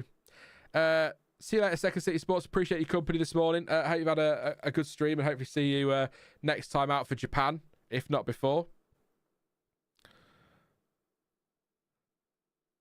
Tsunoda should be aiming for that Cadillac seat where they want an experienced driver. That's a fair shout, Warren. I still think as well, it's not going to happen, but I still think Alonso and Tsunoda at Aston Martin next year will be a cracking lineup. But I'm not going to get into that because I think Lance Stroll had a really good race today. Even though he only came home 12th, I still think he had a good race. So credit where it's due. Nothing. Sorry. Just checking my messages there. Just check and see if there's anything missed for a run through the order. See what people say. I just try to see if I've missed something on Antonelli that might. Again, I'm not saying he had a bad day, but I don't think he's driving today. I just wanted to just check and see if I missed something that might be why people are giving it, but don't know. Whatever. Apparently not.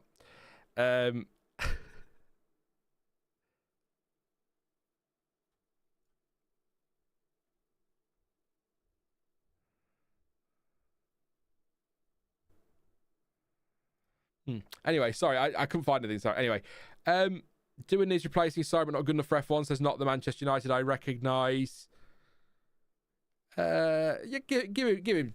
I mean, he's not going to get time, is he? We know that. We know what Alpine are plotting, or we think we know what Alpine are plotting, but give him time. We're only two. Same with any of the youngsters, and that includes Lawson. Give him time. We're only 2 races in, but it doesn't sound as though Lawson and Doohan are going to get the time that maybe they need. But who knows? It is Japan next, by the way. 2 weeks.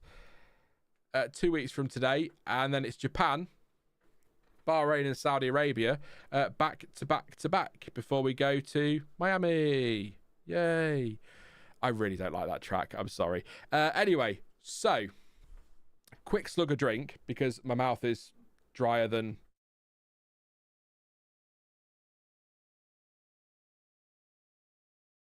I'll let you finish that sentence.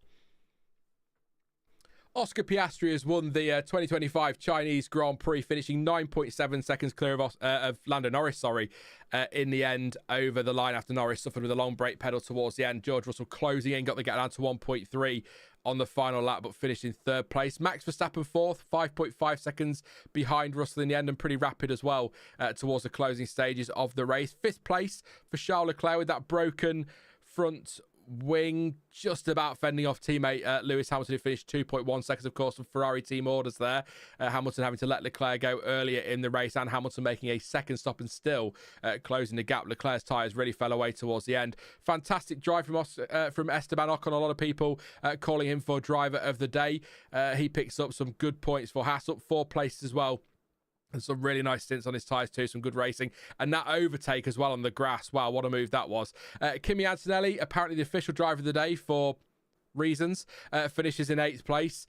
Alex Albon is 9th for a couple of points for Williams, and Ollie Bearman on International Bear Day taking 10th place for Haas as well. So double points for Haas. I'll say it again, and I am stealing somebody else's line, but who expected that this weekend after what we saw in Australia? So good bounce back from Haas. In fact, maybe that's the story of the day. Oscar Piastri's bounced back from a disappointing end in Australia.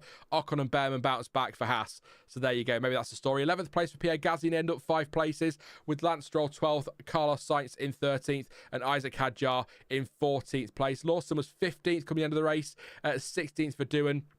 He got a 10-second penalty for forcing Hadjar off track, so he did finish 15th, dropped to 16th over the line. Bortoleto beats Hulkenberg. He was 17th, with Hulkenberg 18th, and Yuki Tsunoda was in the mix with Sainz, Hadjar and co. However, his front wing failed, so he had to pit, and he ended up 19th place. Alonso retired early doors with right rear brake problems, a fire specifically, which forced him into retirement because his brakes weren't working. But yeah, so some great performances in there. Most of the field in the end one stop, despite the fact that nobody expected a one stop was possible today.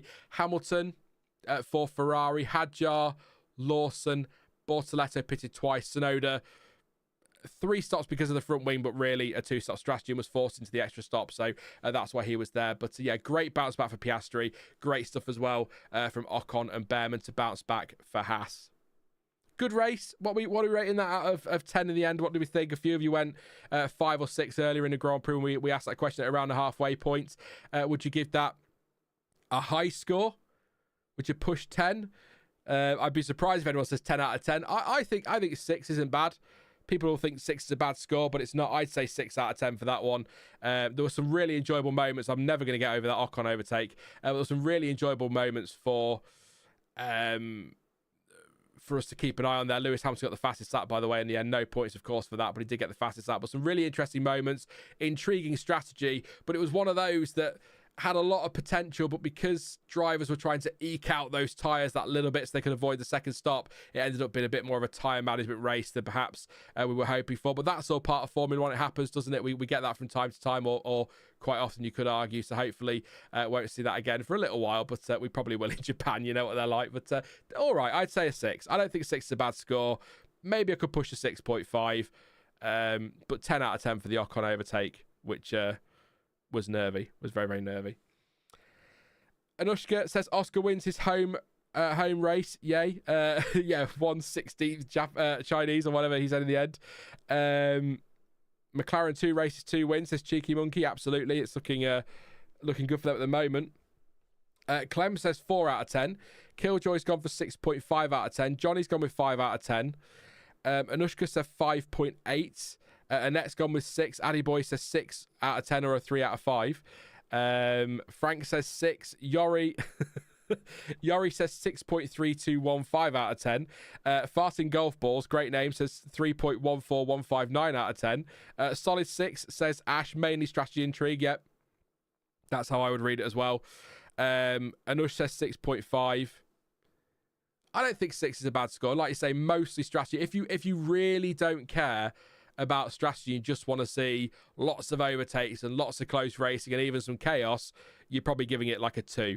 But I think with all the strategy intrigue, the potential it had, and also some good action, particularly in that midfield, I think a 6 is a fair score.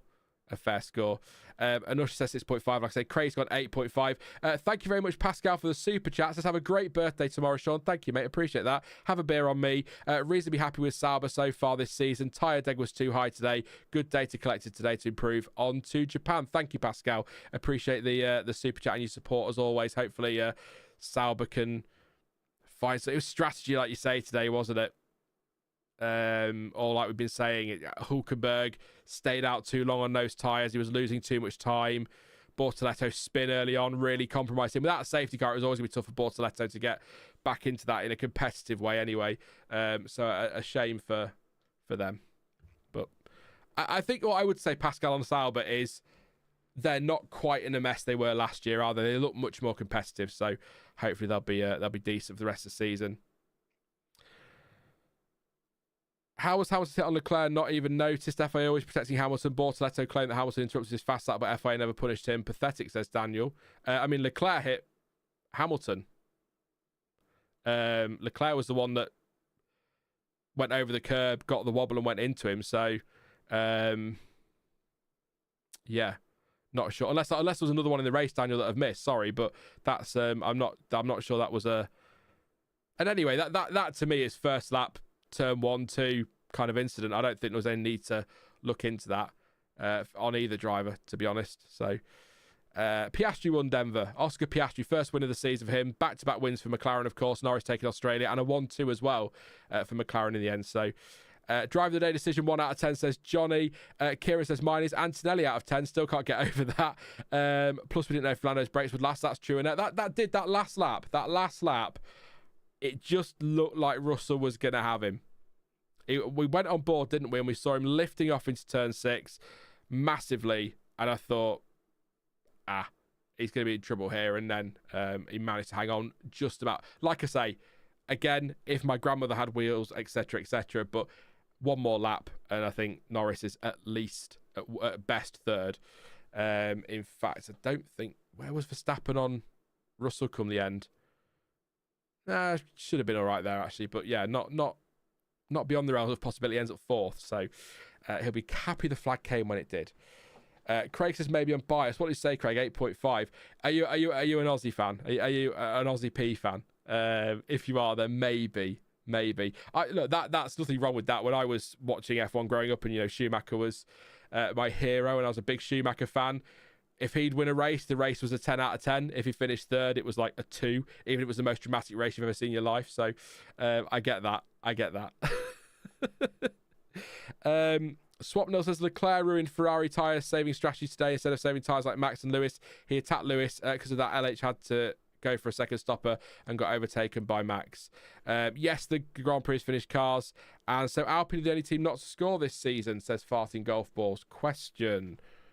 It's a good question. It's a great question. Let's go find out. The schedule's already updated. Look at that for the next race, which is Japan, which I'm going to say it again. Still feels weird. Yes, because Haas got points, didn't they? 7th and 10th. So yeah, Alpine are still yet to score. The only team yet to score. Racing Bulls got 3 points in Australia, so they're good. So yeah, even Sauber got 6 in Australia. So yeah, only team yet to score, Alpine. There you go. Yes, I was just going to say, weird. Having Suzuka at the start of the year is so bloody weird. It really is, but here we are.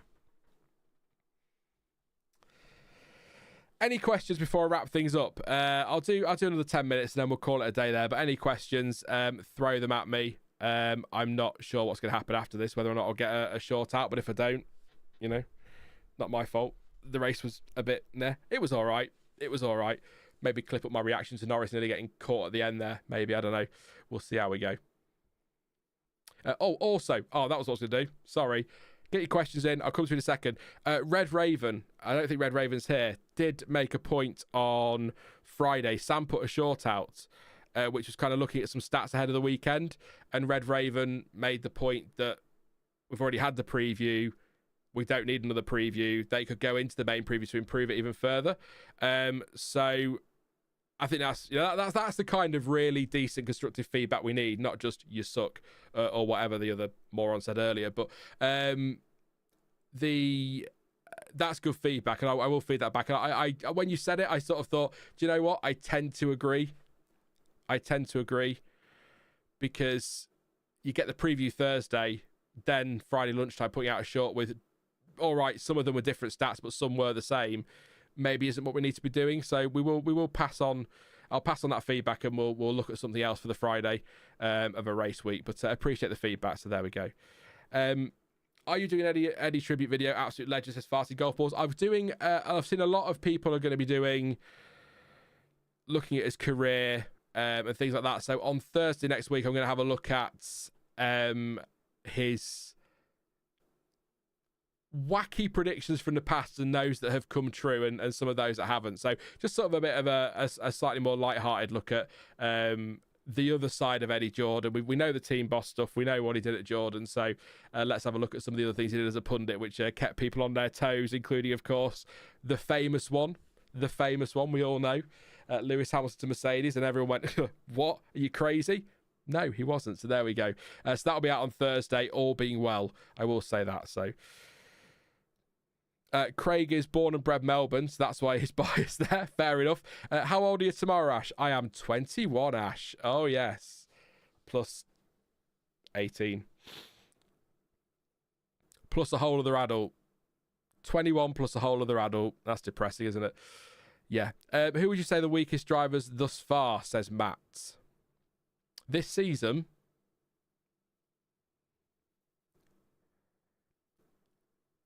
it's hard not to say Lawson and Doohan, isn't it, really?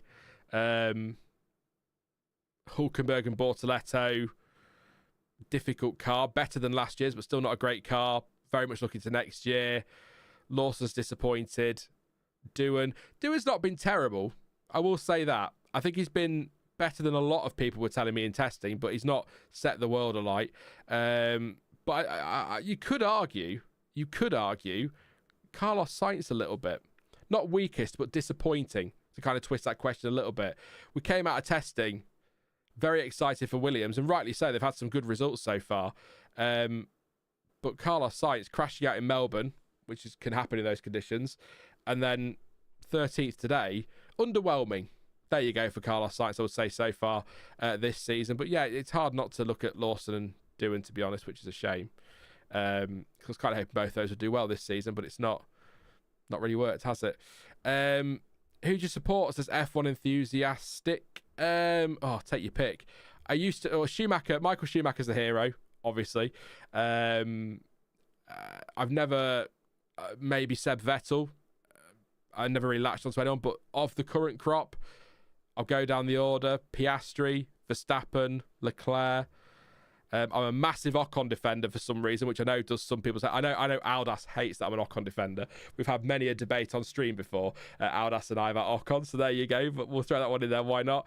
Too early to be talking about your Antonellis, your Bearmans and co, because they're new to F1, so I've not really followed them much outside of some of their junior racing. But yeah, those really. I do like Gasly, Albon, those kind of drivers. There's nothing wrong with them, but probably those ones are the favourites. Where can you see the first pit times? Says Insight. They will appear on the. I'll check for you right now, but they will appear if you go to the F1 page and go to race results, the results section. Eventually, that will come with a pit summary. It sometimes takes a few hours for that to come up, but it'll come with a pit summary. It'll list all the pit stop times from the day, including. Well, it's as a full their trip through the pit lane, so what it cost, the full 20 odd seconds. So that's definitely one to check out at some point. I haven't got them at the minute though, unfortunately. Sorry about that one. First time this new season managers join in, like the new setup sites. Definitely rookie too hard at the start. Says Josh. Thank you, Josh. Sorry, it took me a minute. I was like, who's that? Oh, Josh. Yeah, hi, Josh. Good to see you. Hope you're well. Thank you very much for your comment. Yuki to Aston Honda says Paradox. Stroll still top 10 in the standings. What a legend. Good race for Stroll today, to be fair. Really good race.